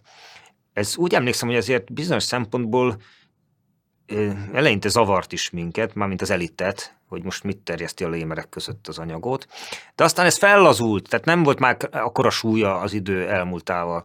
Én már azzal kezdtem, amikor már több éve jártam oda a klubba, a Csokonaiba, hogy lementem, ott volt a Bíró Andris, gyakorlatilag a Bíró Andris egy másolgép volt, tehát több lemezettség, 15 szekundumos speed DOS is ment meg a karika, ezek archiváló emberek voltak, és akkor megjöttem, volt 2 lemezdoboz, vagy egy lemezdoboz új anyag, és egyből odaadtam a Bíró Andrisnak, aztán utána mondtam, hogy szóljon a kész. És akkor lemásoltam mindenkinek. Hát engem ez már nem érdekelt. Mert a piac, amiből én pénzt kerestem, mondjuk a játékterjesztésben, a vidékieknek, az ugyanúgy eltartott engem. Tehát engem ez nem befolyásolt. Most többet nem tudtam dolgozni, tehát nem lehet éjjel-nappal pénzért árusítani. Már nem a bűnöző kategóriában nem akartam én átmenni. Ez aztán kinek ízlés kérdése. Tehát én csak a saját nevembe tudok nyilatkozni. Aztán később én áttértem a demo másolásra, mert ott volt egy ilyen misszió tudatom, hogy a demókat terjeszteni kell. Ezek a demo rovatok is a Guruban, meg az 576K-ban, ezek innen indultak. Eleinte szerintem nem nagyon érdekelte az embereket, ez amúgy szerintem művészeti ágnak a megnyilvánulása, de én ezt kitartottam, és a KOV-ba is beerőszakoltam magamat, és a végén azt hiszem például a KOV évkönyvben elég komoly cikket írtam össze, abból vettem meg az Amiga 1200-osomat, amit egyébként a KOV-tól kaptam pénzt arra. Illetve nem is a KOV-tól, hanem a KOV-tól, de nem a KOV-bolytól kaptam. A KOV főszerkesztőjétől kaptam. Úgyhogy lehetséges volt, de ez minket nem érdekelt, mert a következő héten már jött az új anyag. És aztán eljutott ez olyan szintre, hogy csak lemásoltuk az új anyagokat, meg se néztük már. Nem. Betöltöttem, ugráltott valami sprite. Fú, de kurva jól néz ki. Hány pontot kapott itt, meg ott? De ez nagyon... És akkor megvan a 2 napos anyag. Játszom vele más. Nekem arra nincs időm. Hát az volt igazán a meleg, hogy egy héten belül meg tudtad szerezni a stufot. Ugye, amíg nem volt modem, tehát nem lehetett ezekről a BBS-ekről leszedni az anyagot. Én ebben egyébként nem voltam benne, de a Mr. Wax benne volt, tehát ő elég komoly, főleg később elég komoly anyagokat tudott szerezni, csak hát ugye Svédországban ki BBS-ezni, vagy az Egyesült Államban, ott már azért komolyabb anyagi, meg trükk fedezet kell. Én ezt nem csináltam, de voltak jó kontaktjaim, hogy gyorsan megjött a levél, 1 hetes anyagot le tudtam vinni a klubba, és az nagyon nagy volt. Hát mikor benne van egy intróban, mondjuk a hotline intróban, hogy egy hete törték, az óriási a kommunista blogban, vagy mondjuk egy friss posztkommunista blogban egy ilyen dolog, az nagyon nagy duranás volt. És arra rá egy Jean intro, hát akkor az a teteje volt. Például a Katakis, azt hiszem, a Katakiszt azt nekem sikerült először behozni, és az viszonylag friss volt, mikor megkaptam, tehát ilyen 1 héten belül. Meg a Hawkeye, azokat gyorsan lecsaptam rá. Például az Ikari küldte nekem a Hawkeye-t, illetve az Ikarinak valami másodlagos swappere, nekem az is nagy dolog volt, és hát mikor azt levittem a klubba, hát az a Mennyország négyzeten. Amit kaptam lemezen, sokszor fogalmam sem volt, hogy mi. Tehát ez teljes meglepetés. Tehát ugye azt úgy kell elképzelni, nem tudtam megírni e-mailen, hogy ezt küld. Azt küldte, amit úgy érezte, hogy neki küldenie kell, vagy pedig nekem nincs meg. Ezért voltak duplikátumok is, tehát hogy 2-szer megkaptam ugyanazt. Ez néha jó volt, néha rossz. Hát akkor volt rossz, hogyha csalódottság volt, hogy nem, miért azt küldte. Viszont, hogyha hibásan érkezett egy kópia, az borzasztó nagy bosszúság volt. Tehát megjön mondjuk a Hawkeye, és akkor másik pályánál szétfagy, akkor az jó is, abból a szempontból, hogy akkor tudok egy ilyen preview-t villantani, és akkor jöhet egy másodimport. Tehát 2 hullámot lehetett benyomni, csak hogyha egy másik ember benyomja azt az importot, akkor kiüti az enyémet. De inkább az volt a jó, amikor működőképes volt az anyag. És hát a szeansz jellege, én ezt egyedül csináltam, tehát mikor megkaptam a postát, én kibontottam a leveleket, és végig nyálasztam, először gyorsan, megnéztem, milyen anyagok vannak benne, és aztán lejátszottam őket, és akkor ott élvezkedtem otthon, hogy fú, de jó. Demo volt, végignéztem, megcsodáltam, a játék volt, akkor alig vártam, hogy levigyem terjesztésre a klubba. Megintroztam őket. Hogyha olyan mértékű volt az anyagnak, tehát a minősége volt, vagy annyira friss volt, vagy úgy éreztem, hogy én vagyok az elsővel, akkor megintroztam. Hát sokszor átmentem a Mr. Waxhoz, és akkor ugye kicseréltük egymás között a dolgokat, én meg levittem a klubba, és akkor Balázs mindig mondta, hogy figyelj, ezt még ne terjeszd a klubba, csak a következő héten. És akkor jó, én ezt tiszteletbe tartottam. Miután megjelentek a trénerek, egyre komolyabb trénerek voltak. Először csak örök élet, aztán utána fegyver, meg sérthetetlenség, meg mindenféle. Mert emlékszem, még Korábban csak be kellett írni a pókot, mielőtt elindítottad a játékot.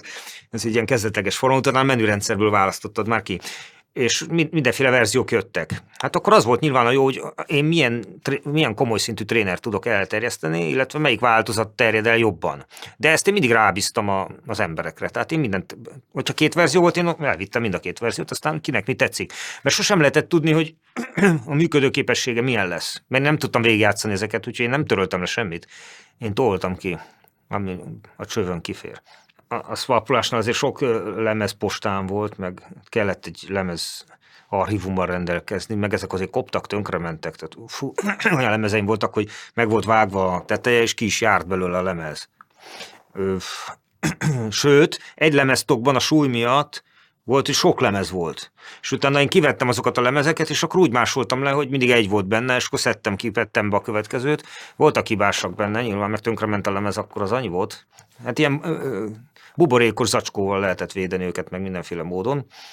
De hogy hát én olyan 3-szor kaptam 4-szer csomagot egy héten, és akkor átlag, tehát volt egy lemezes cserepartner, és volt 8-10 lemezes cserepartner is. Ez attól függett, hogy azzal az emberrel milyen megalapodásban voltam, vagy milyen jellegű volt. Volt ilyen archív típusú cserepartnerem, akivel mondjuk ilyen hiánypótló címeket hoztam be, és volt az Elit, akivel 1-2 lemez, mert ő, amit villantott, ő a saját anyagát küldte, megvárta, amíg kijön neki a crackje, vagy az, ami hozzá közel áll, és azt küldte el. De hát egy 100 lemezen biztos pörgött a postán. De hát otthon akkor mindenhol adathordozók voltak a lakásban, tehát égens földön. Ez nagyon érdekes, az, hogy mennyire szubkultúra, meg mikrovilág. Eleve a számítógép egy ilyen mikrovilág, amiben az ember hajlamos elveszni és fölépíteni a saját virtuális énjét benne, és a saját sikereit, meg kudarcait, és ez ugye csapdája is a dolognak, mert ebben el lehet veszni, és akkor a való életben meg mi van. Hát ugye csodálkoztam, hogy a csajokat hiába villantottam ezt a zenét, meg a demót, ott meg, hogy én ezt importáltam, nem is értették, meg mondjuk a szüleimnek így, ők nem tudják, én csak játszottam, meg cirbogtam, mi ez a tilinkózás, már kapcsolod le, aludjál, meg elég volt a telefonszámlából. Tehát én a nagy zsam vagyok, az importőr. Hát de ezt senkinek nem tudtam ez kicsit frusztráló volt, hogy nem tudtam átadni azt, hogy igazából úgy éreztem, hogy letettem az asztalra teljesítményt, azt csak azok értették meg, akik mondjuk lámák voltak, és csodálattal néztek rám, vagy az én társaim, akik velem egy szinten voltak, de ez ugyanolyan, mint a híres emberek összeülnek, akkor ők csak emberek egymásnak. Nekünk nézzük a sztárokat úgy, hogy azok piedesztrálon vannak. Mi egymásra úgy tekintettünk, mint bárki másikra. De megvolt ez hogy én elit vagyok, ez adott egy önbizalmat valamilyen szinten, és akkor ezt én tudtam a saját teljesítményen befolyásolni. Ha lementem egy partira, akkor én ott egy sztár vendég voltam. Ez megvolt bennem ez a tudat. Szerettem, hogyha valamilyen szinten csodálattal néznek rám a lémerek, de aztán ahogy idősödtem, ezzel megpróbáltam nem visszaélni. Tehát én próbáltam normálisan viselkedni az emberekkel, és nem gondoltam, hogy ez olyan dolog, hogy én egy más emberi lény vagyok, mert azért más területen meg nem voltam akkora sikerbajnok. Tehát én is nyilván belemenekültem ebbe a témába. Tehát én is csak ugyanan emberi lény voltam, saját botlásaimmal. Ennek volt egy saját szlengje is. Ugye volt egy angol szlengje is, volt egy magyar beszédszleng is, meg egy társalkodási kódexe volt. És abból is látszott, hogy valaki lémer, hogy ezt nem értette. Mi olyan szavakat használtunk, angol szavakat, akkor már cool, 90, amit talán most a fiatalok használják ezeket a szavakat. Érdekes, hogy megfigyeltem, hogy ezt most használják Magyarországon. De már ezeket használtuk akkoriban, meg ezeket az angol színer kifejezéseket, és ha valaki ebben nem tudott részt venni, ez ugyanolyan volt, mint hogyha nem lett volna anyaga, vagy listáról cserélt volna. Tehát lémber, ez is benne volt az Elit Klubnak az ismertető jelei között. Hogy hogyan lehetett kommunikálni, ez egy... Hát a mostani világhoz képest gyakorlatilag füstjelekkel kommunikáltunk. Most jutott eszembe, hogy erről beszélünk, hogy azért szüntek meg a scrollok, azóta mondjuk ezekben a modern PC-s demók, amik már inkább egy ilyen multimédia filmre hasonlítanak, ott nekem hiányzik is, én ezeket nem élvezem emiatt. Mert akkor a scroll az egy üzenethordozó forrás volt. Ott lehetett például a másikat szidni, nevetségessé tenni, vagy üdvözölni, a szimpátiánk, vagy a csodálatunkat kifejteni.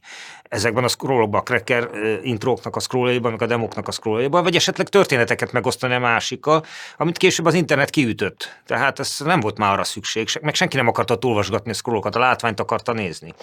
Aztán hát a scrollon keresztül nyilvánvalóan lehetett kommunikálni, üdvözleteket küldeni, akkor ott voltak a partik, amikor személyesen meg lehetett mindent beszélni, lemezújságok, meg papírújságok, meg a levelezés, és akkor a telefonon ugye csak úgy lehetett, hogy kezdeményezni a kapcsolatfelvételt, fölhívtam telefonon. De a terjesztésnek, meg a terjedésnek kialakult már a folyamata. Tehát például a vidékről a demók úgy kerültek hozzám, hogy mikor de nekem gyűjtöttem a demókat vidékről, tehát úgy most gyűjtöd az információt, én nekem is az, hogy tudjak mit küldeni, nekem az érdekem volt. És akkor hát emlékszem, hogy szittam a magyar demócsapatokat, hogy miért magyarul írják a scrollt, azt én nem tudom kiküldeni külföldre, azt nem fogják megnézni. Vagy hát ez milyen anyag? Ezek lémerek. Hát aki magyarul írja a scrollt, az lémer. Érdekes módon, hát ugye ez nem egy ugye, nagyon magyar nyelv, ez nem az a téma, ahol a magyar nyelvnek a szépségeit kell ápolni, hanem itt mondjuk nemzetközi szintre be kellett kerülni, és akkor elértem például egy-két csapatnál, hogy megváltoztatták vagy legalábbis az egyik scroll már angolul ment, akkor azt már úgy lehetett mutatni. Tehát fölfele áramlottak ezek a dolgok, elkezdtek már vidéken is tanulni, programozni, akkor jöttek föl az anyagok, a demók, meg itt Budapesten is lett egy-két erős csoport, Graffiti, Faces, Resource, és akkor azoknak lehetett küldeni az anyagait. Tehát a kommunikációs csatorna az így szépen beállt azokhoz a lehetőségekhez. Nagyon érdekes, hogy mennyire volt ez centralizált. Szerintem centralizált volt, de nem egy centrum körül, hanem több kisebb centrum volt, több kisebb piramis, talán így, mert hierarchikus is volt. Érdekes lenne ezt így valahogy ilyen ábrába ábrázolni. És mindenkinek meg volt a feladata, tehát mindenki szerintem, mivel ez egy ilyen kompetitív környezet volt, ez serkentett az embereket arra, hogy minél jobban csinálják. Minél több anyagot, jobb minőségűt, több kontakttal legyen, jobban terjesszen, és akkor ez serkentette magát az egész tevékenységet. És hogy ebben bent kell tudni maradni, tehát nem tudunk a hírnevünkből élni, teljesítményt kellett mindig produkálni. Amíg érdekelt ez téged, hogy bent legyél. Én jártam tanfolyamokra, főleg basic, de hát annyira gyengék voltak azok, hogy előutóbb meguntam, aztán én tanítottam a tanárt.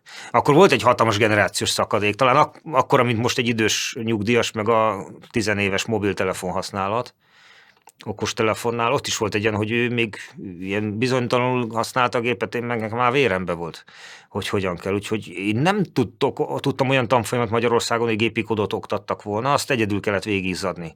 Az nagyon nehéz volt. Voltak, akiknek jobban ment, és azoktól el lehetett lesni, meg lopkodni, ugye? Különböző rutinokat kilopkodni.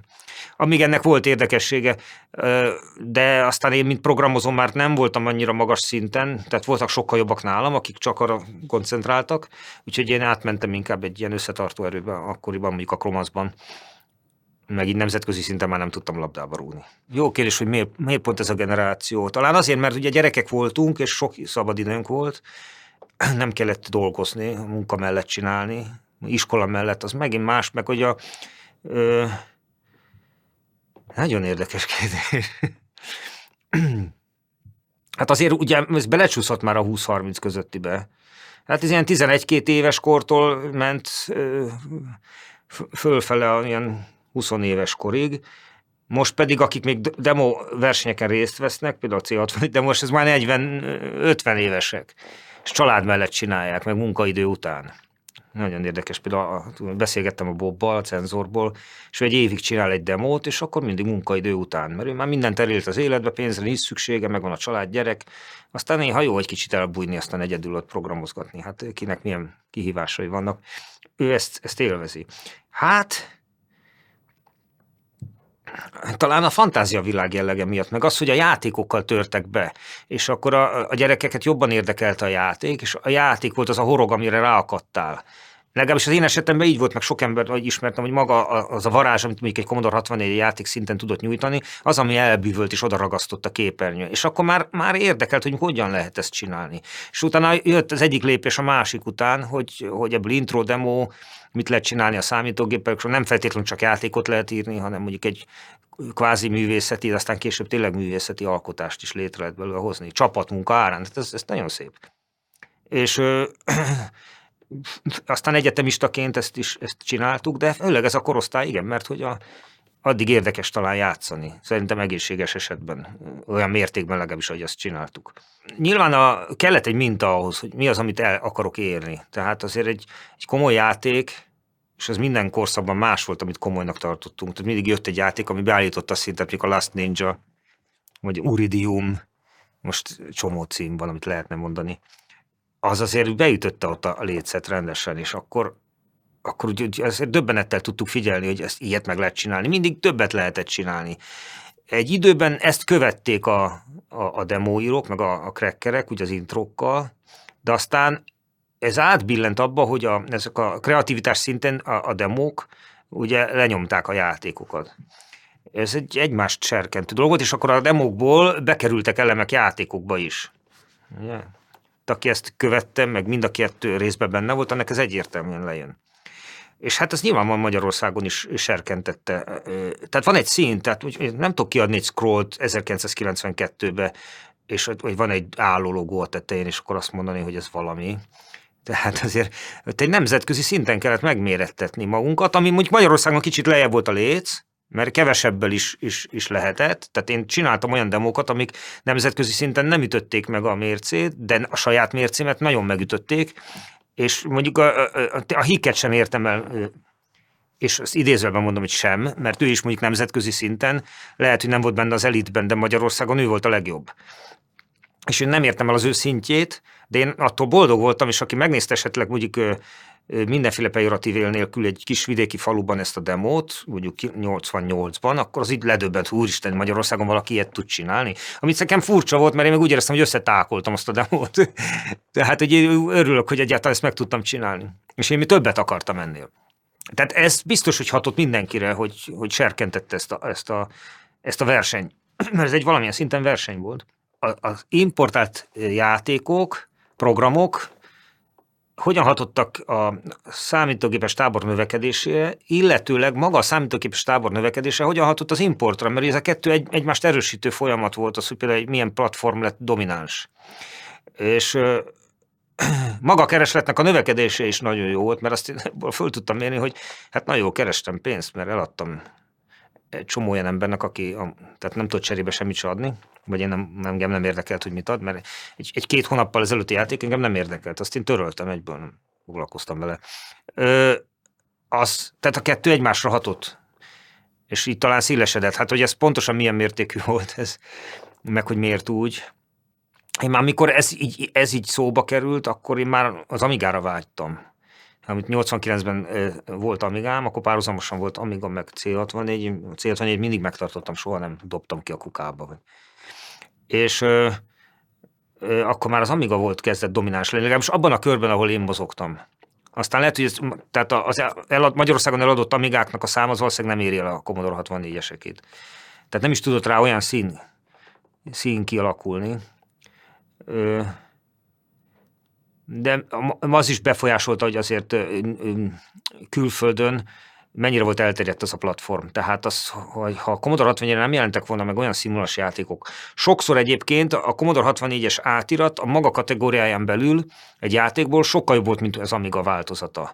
Tehát az Amigára látszott, hogy egyszerűen csak lekonvertálták azt a játékot, és nagyon silányul van megcsinálva, míg a C64-esen tip-top. Tehát ott aztán mindent ki akartak hozni a gépből. Ezért volt az, hogy nagyon sokáig párhuzamosan futott a két gép egymással. Tehát, hogy nem kellett szégyenkezni. Például a Stormlord C64 változatánál, meg oda teszem az Amigát, van lelke a Stormlord C64-es verziójának. Úgyhogy biztos ezek több tényező volt. Szerintem alapvetően ez egyféle gondolkodásmódot jelent, az, hogy milyen számítógépes platformon vagyok a szín tagja, és ezért ez egy összetartó erő. Nagyon ritkán volt úgy, hogy kizárólagos platformok rendeztek copy partikat, vagy demo partikat. Biztos olyan is volt, hát nyilván amikor valamelyik platform már kifutott, vagy még nem futott be annyira, akkor az volt a fő platform, akkor arra rendeztek, de azért amikor én már tudtam járni partikra, akkor a C60 még az Amiga az mindig megjelent szinte mindegyik partin egyszerre. Először Amiga mint kuriózum, aztán egyre inkább dominánsként. Tehát amikor Magyarországon ezt a 90-es évek után már, ugye ez már idős gép volt, akkor már 10 éves volt lassan a Commodore 64, akkor jött egy ilyen reneszánsz, ugye nagyon sokan 90 után kezdtek el Commodore 64-jel foglalkozni, akkor nekünk már dobozolódott be a C64, hát aztán Nyugat-Európában már végképp tényleg csak akik nagyon szerették, meg ragaszkodtak, vagy valamilyen oknál fogva. De hát, hogyha megnézed, most is az ilyen partikon még mindig van C64 demo verseny, meg Amiga 500-as ECS demo verseny, AGA demo verseny, ilyen processzorra korlátozva.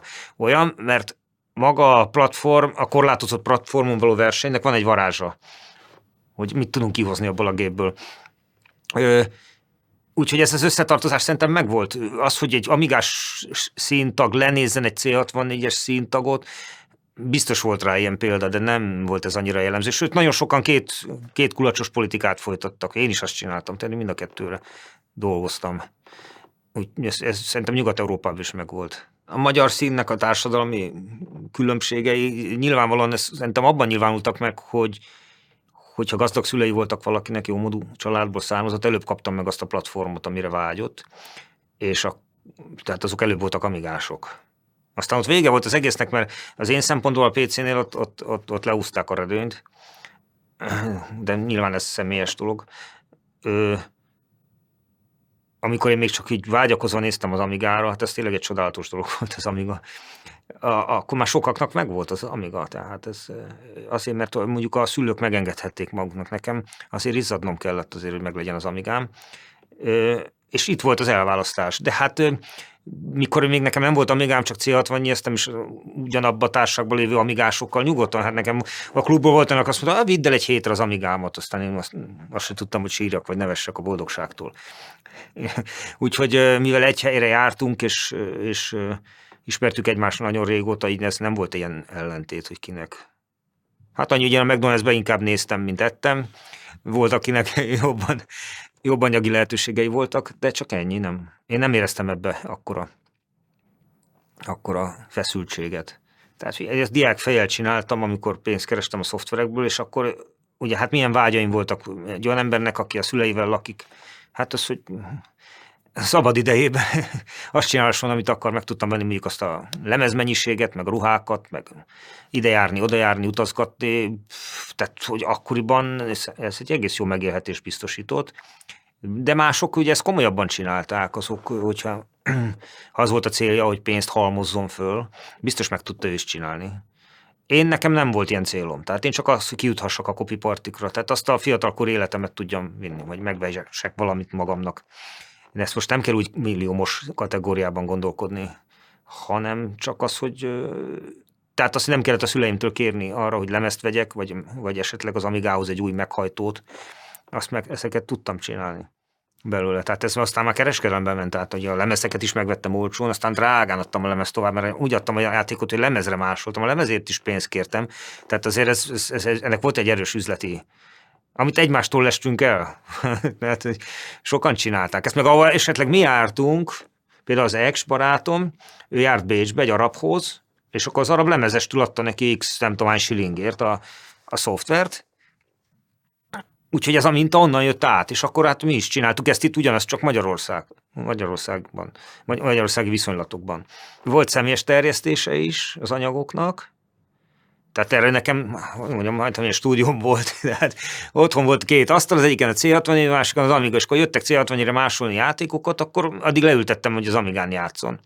És akkor lemásoltam neki, addig ott ámultak, hogy milyen jó az Amiga.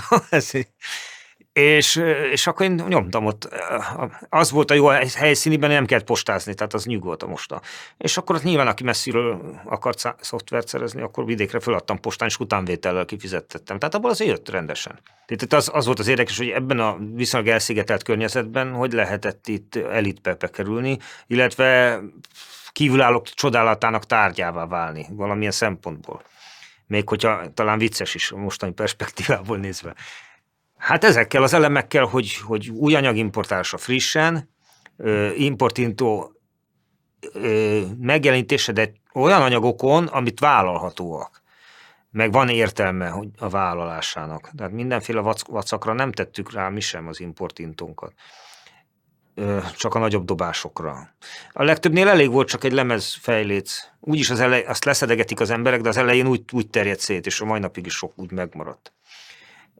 Meg hát ugye a demóírásnál is, hogy legalább magyarországi szinten, az valamilyen szinten kimagasló legyen, nem is nemzetközi megmérettetésben, meg hát azzal az elittel való együttműködésben, amit mondjuk mások nem tudtak abba bekerülni, az határozta meg az embernek a státuszát. Ezeknek több együttállása van. Ezzel nem foglalkozott az ember folyamatosan. Egyszerűen csak természetesen csináltam, amit kell csinálni. Amit úgy éreztem, hogy kell csinálni. Terjeszteni, beimportálni, programozni, és társadalmi kapcsolatokat tartani, partikra járni. De hát ez élvezet volt. Úgyhogy ezt nem kellett táblázatokba vezetnem, hogy most mit kell csinálnom. Hát hosszú távú jövőtekintésről szerintem nem hiszem, hogy tudunk beszélni, mert akkoriban lassabban telt az idő, legalábbis úgy érte meg az ember. Tehát ez egy nagyon hosszú korszaknak tűnik. És hát azt gondolod, hogy sose lesz vége? Ez csodálatos. Hát miért múlna ez el? Tehát ilyen sarokpontok, hogy el kell azt érnünk, ilyen távolsági pontok hosszú távú jövőben, én nem tudom, hogy ilyet felállítottunk volna. Volt egy vágykép, ami előttünk lebegett, hogy mit szerettünk volna. Tehát, hogy például nemzetközileg mi is bekerüljünk a greetings listába, hogy például az Ikari, mikor üdvözölt minket, nekem ma is megvan a kópiája aznak a programnak, amikor először kaptunk a Ikari Talenttől egy nem tudom, 6. helyen, még FBI crewként. Hát az valami fantasztikus volt. Tehát, hogy csak csináltuk a dolgunkat, és úgy gondoltuk, hogy ez változik is, de azért ez miért tűnne el, vagy miért? Ezt ki kell használni, amíg van, mert jó. Mert ez élvezetes, ezek csodák, hogy a világ, de a kis mikrokozmoszban benne vagyunk, és ezt át tudjuk élni. Nem egy centralizált folyamat volt, hogy egy ember elkezdte ezt Magyarországon, és akkor az alá csatlakoztak, hanem több, ugye mindenki, ahogy magánimport útján, vagy vállalati lehetőségekkel számítógéphez jutottak az emberek, ugye programokat is akartak hozzá szerezni, és akkor ki hogyan tudott. És akkor ugye, mivel csereberélésre kialakult az igény, így szerintem maga az elitizálási folyamat, nyilvánvalóan azok az emberek, akik érdeklődtek ebben, hogy elitté váljanak, vagy nagy mennyiségben csinálják, vagy üzleti jelleggel, azok összekapcsolódtak egymással, tehát találkoztak egymással, mert a hasonló szintű emberek, azok összefutnak előbb-utóbb, tehát van egy ilyen szelekció. Nyilván nem fogja tartani azokkal a kapcsolatot, amiben nincsen érdeke hosszú távon. És akkor szépen szerintem ilyen magánimport jelleggel beindult a programnak a behozatala, hát például ott volt a Sándor, talán szerb volt, Ima Uvek Nove program, és akkor akik írtak neki, azt mondom pénzért árult a Sándor, akkor azok egy helyi importőré váltak akkoriban. És akkor az már egy gócpont volt, de mivel ezt nem beszéltük meg, tehát nekem is érdekes lenne végignézni, hogy mások mit mondanak erről, ezért én ezt nem tudom pontosan, hogy én csak azt tudom, hogy én amit csináltam, meg akik miatt csináltam, és akik nem adták nekem oda, azok nem mondták el, hogy ők honnan szerzik. Csak azt tudom, hogy szerezték valahonnan, és ködösítettek, valami svájci ismerőstől. És ezért egy ilyen centrális, de alapvetően decentralizált. Tehát több ilyen fontos ponttal, amelyek összekapcsolódtak egymással. Ilyen neuronháló jelleggel. Ebbe éltem. Olyan, mint hogyha sportoló lettem volna, és az lett volna fontos, hogy én fussak a legjobban, vagy a közösségben jól legyek. És akkor jártam volna sporteseményekre. Hát ez ugyanez volt. Szinte minden szabadidőmet erre fordítottam a 85-től 90-es évek elejéig. 93, 4, aztán utána csökkent. Nyilvánvalóan, amikor más érdeklődéseim is voltak már, hát azért felnőtté válásban ugye megjelennek bizonyos dolgok, és meg hát azt később munkahely is, és utána egyre inkább kuriózum lett, és aztán utána leépült, tehát most már csak annyi, hogy megnézek a YouTube-on egy friss C61 demót, vagy esetleg akár egy PC-s demót is, és akkor nosztalgiázok, de már nem része az életemnek. Hát ez szépen lecsengett. Hát az, hogy a csapatok tagjai hogyan alakultak, mert hogy volt a fluktuáció, meg átjárás, meg hogy egyáltalán miért alakult ki ez egy csapat, meg az másik. Szerintem ezeknek alapvetően két oka lehetett: barátság alapon szerveződés, meg tudás alapon szerveződés. Tehát valószínűleg mindig valami baráti alapon indulhatott, és akkor szükség lenne erre, arra, amarra, és akkor úgy azt föl lettek véve. De sokszor voltak ellentétek csapatok között, de ezt nem úgy kell elképzelni, hogy mi például elkülönültünk egymástól. Tehát én sokszor utaztam más csapatokbeli emberekkel, és sokszor más csapatokból jobb barátaim voltak, mint a saját csapatomon belül. Csak ők más csapat volt, tehát annak nem volt akkora jelentősége. Tehát például én partira mindig más csapatok emberével jártam szinte, tehát kromanszosokkal szinte soha nem mentem. Mert ők otthon ülőbbek voltak a srácok, akik mondjuk a demókat írták, meg az intrókat akkoriban. Én meg inkább utazó voltam, és akkor másik csapatból az utazókkal jártam együtt. És ez szorosabb lett néha barátság. Aztán én is nagyon sok csoportban voltam, főleg Amigán, 4-5 csoportban is voltam, meg magyar csoportokban is. Volt egy Abszolút nevű Amigás csoport, ami szerintem akkoriban a legjobb magyar csoport volt. Abban voltam swapper, meg ilyen, hát majdnem, hogy szóvivő, mert hát én sokat utaztam, és ott azért terítettem a dolgokat. Tehát mindig elit csapatokban voltam, és de mikor áttéptem egyik csoportból a másikba, hát lehet, hogy voltak sértődések, vagy ilyen jellegű dolgok, de alapvetően mindig megmaradt Én nem emlékszem, hogy olyan komolyabb ellenségeskedés lett, vagy elszipkázás. Valami volt azért nyilvánvalóan, de nem volt ennek akkora éle. Az, hogy emberi ellenségeskedés alakult, és biztos, hogy az ember olvas ezekből a crackerek, hogy egymást hogyan szidják, és volt egy olyan intro is, hogy például a Quartex csinált egy olyan intrót, hogy az Angels és egy ördög hátulról közösül egy angyallal. Ezek ilyen warnak hívták, hogy háború két csapat között. Hát ez valamilyen szinten azért ilyen kicsit gyermeteg is. Tehát itt is volt ilyen Magyarországon. De aztán ezek sokszor béküléssel végződtek. Tehát az, hogy kiverjük egymás fogát, én nem vettem ilyenbe részt. Ami ellentét az jobban volt, hogy az elit és a nem elit között. Tehát, hogy nekem például volt, aki belepisilt a postaládámba, meg szétverte, meg fölhívtak telefonon, és akkor megfenyegettek, hogy összeverik a képem, meg ez volt, sőt nap mint nap. Tehát volt, hogy már telefonszámot akartam változtatni emiatt. Ez nem csak velem fordult ilyen elő, ez másokkal is. Hát nyilván, hogyha ismert vagy, meg van egy bizonyos pozíciód, akkor az antipátiát vált ki olyanokból, akiknek ez nincs. Aztán ez életnek része volt. De hogy a csapatok között, én úgy emlékszem, hogy azért az idő többségében jó volt a viszony. Itt magyarországi szinten.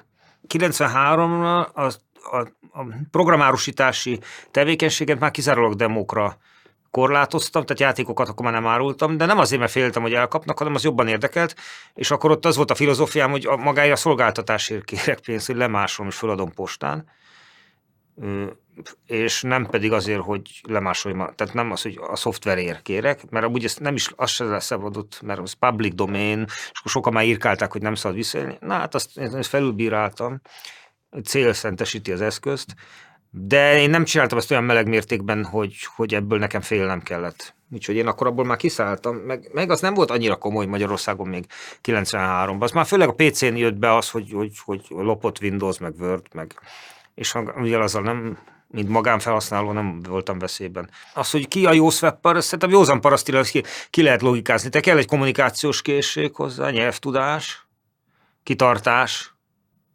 türelem, kitartás, valamilyen szinten pénz, és tehát egy önmenedzselési képesség kell hozzá. Ennyi. Tehát, hogy ezek megvannak, akkor minden lehetőséged megvan, hogy jó swapper legyél. Tehát az életben minden ez. Tulajdonképpen ez kell.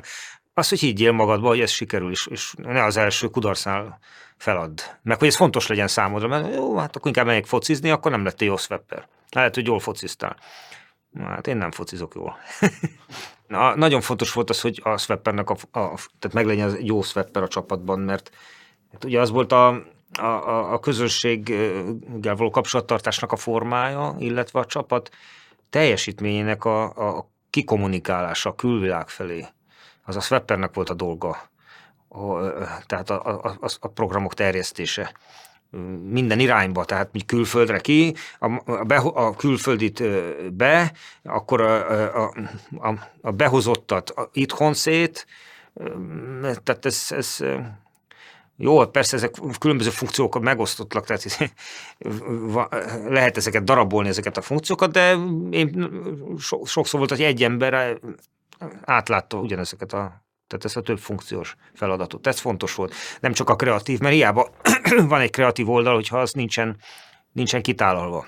Ez a nagyüzem, az, hogy a kontaktnótot használod a swappelésnél, az már a nagyüzemi swappelésnek egy fajtája. Ezt bizonyos kontaktokkal meg lehetett csinálni, de a minőségi kontaktokkal nem lehetett ezt megcsinálni.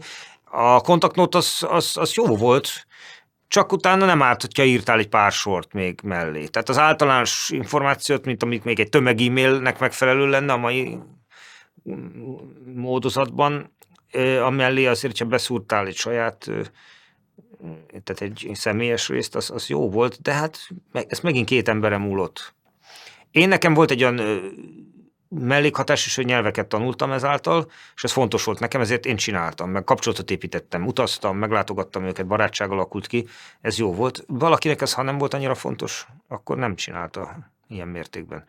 A program és a kapcsolat, az a személy, akikkel kapcsolatba kerültem azáltal, hogy megszerezem azt a programot. A program csak egy eszköz volt.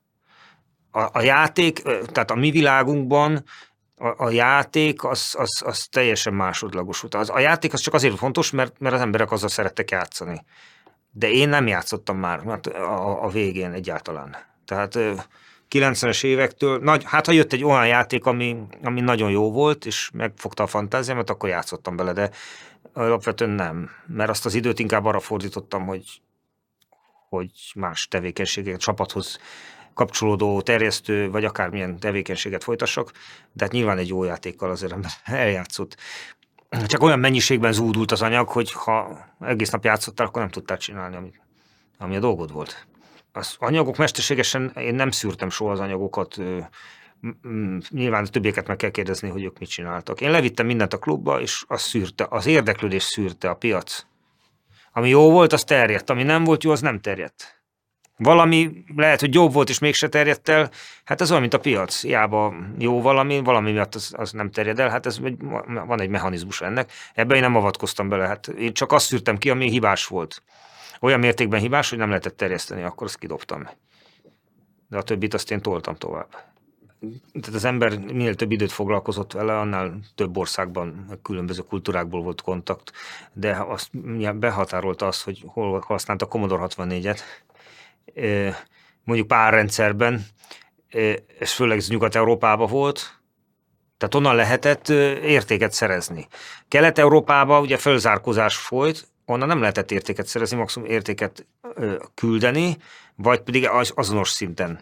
Eleinte nyilvánvalóan mindenki arra törekedett, én is, hogy Nyugat-Európából szerezzek, és akkor hát Angliától, Hollandia, Belgium, Franciaország, Olaszország, Spanyolország is, még Brazíliában is volt kapcsolatom. Tehát szinte teljes Nyugat-Európa, Ausztriát nem emlékszem annyira, de Németország az főleg, Skandinávia, aztán ugye Amigánál meg aztán nagyon erős lett Skandinávia, mert ugye a demónál, ugye a programozás része kerül előtérbe, ott a skandináv országok nagyon erősek, mert ugye sötét van fél évig, aztán nincs mit csinálni. Akkor vagy iszik, vagy programozik, vagy kicsit leegyszerűsítve, vagy mind a kettőt egyszerre, de hát azt nem segíti egymást.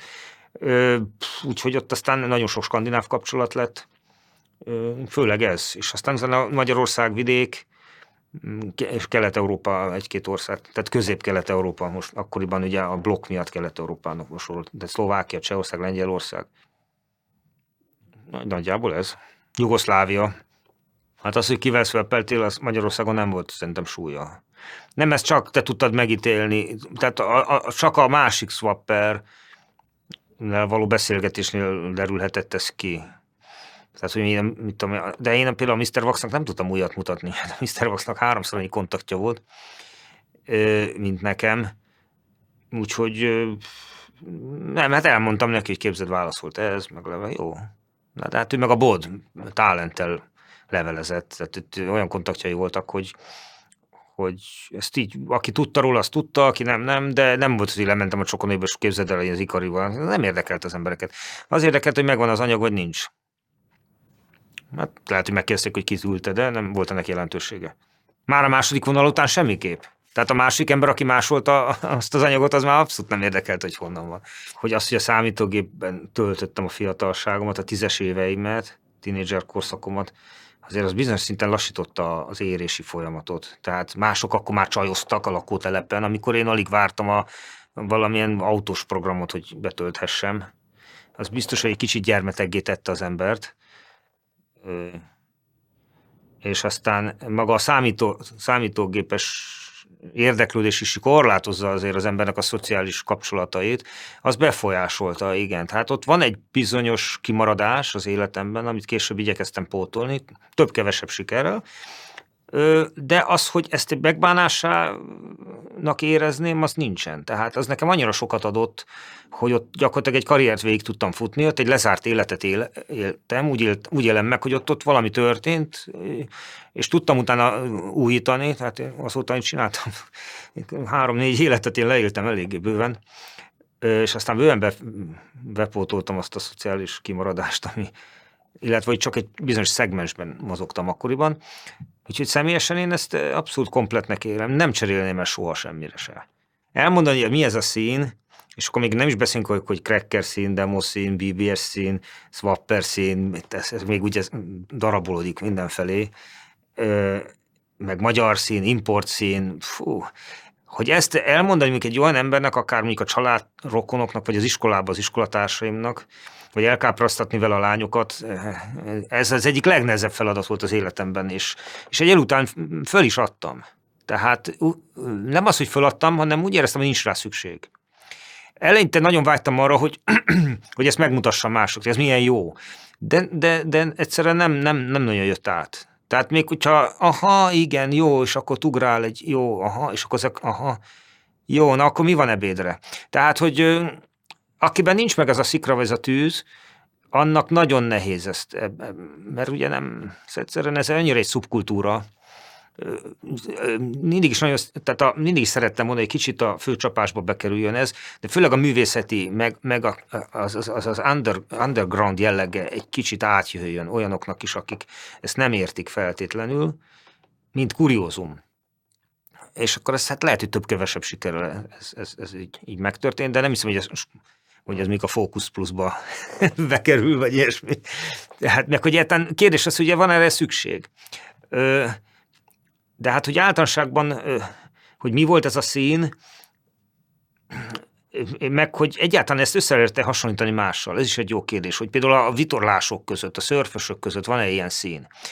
Csak ebben ugye itt nagyon sok dolog együttállása volt. Tehát megjelent egy új technológia, ami hihetetlen izgalmas volt, képes volt arra, hogy egy virtuális világot teremtsen az ő használójának, tehát ahol egy saját kis mikroklímában lehessen benne létezni, és azon belül majdnem egy civilizáció épült így ki. És plusz megvolt az, hogy ez egy elkülönül, sokan nem értik, tehát a kívülállók számára ez kifürkészhetetlen, tehát van egy ilyen zárt jellege is a dolognak, aminek végül is van jó oldala is, és ahogy változott a technológia, ez gyakorlatilag kifutott. Tehát ez egy egyszer is megismételhetetlen valamilyen szempontból.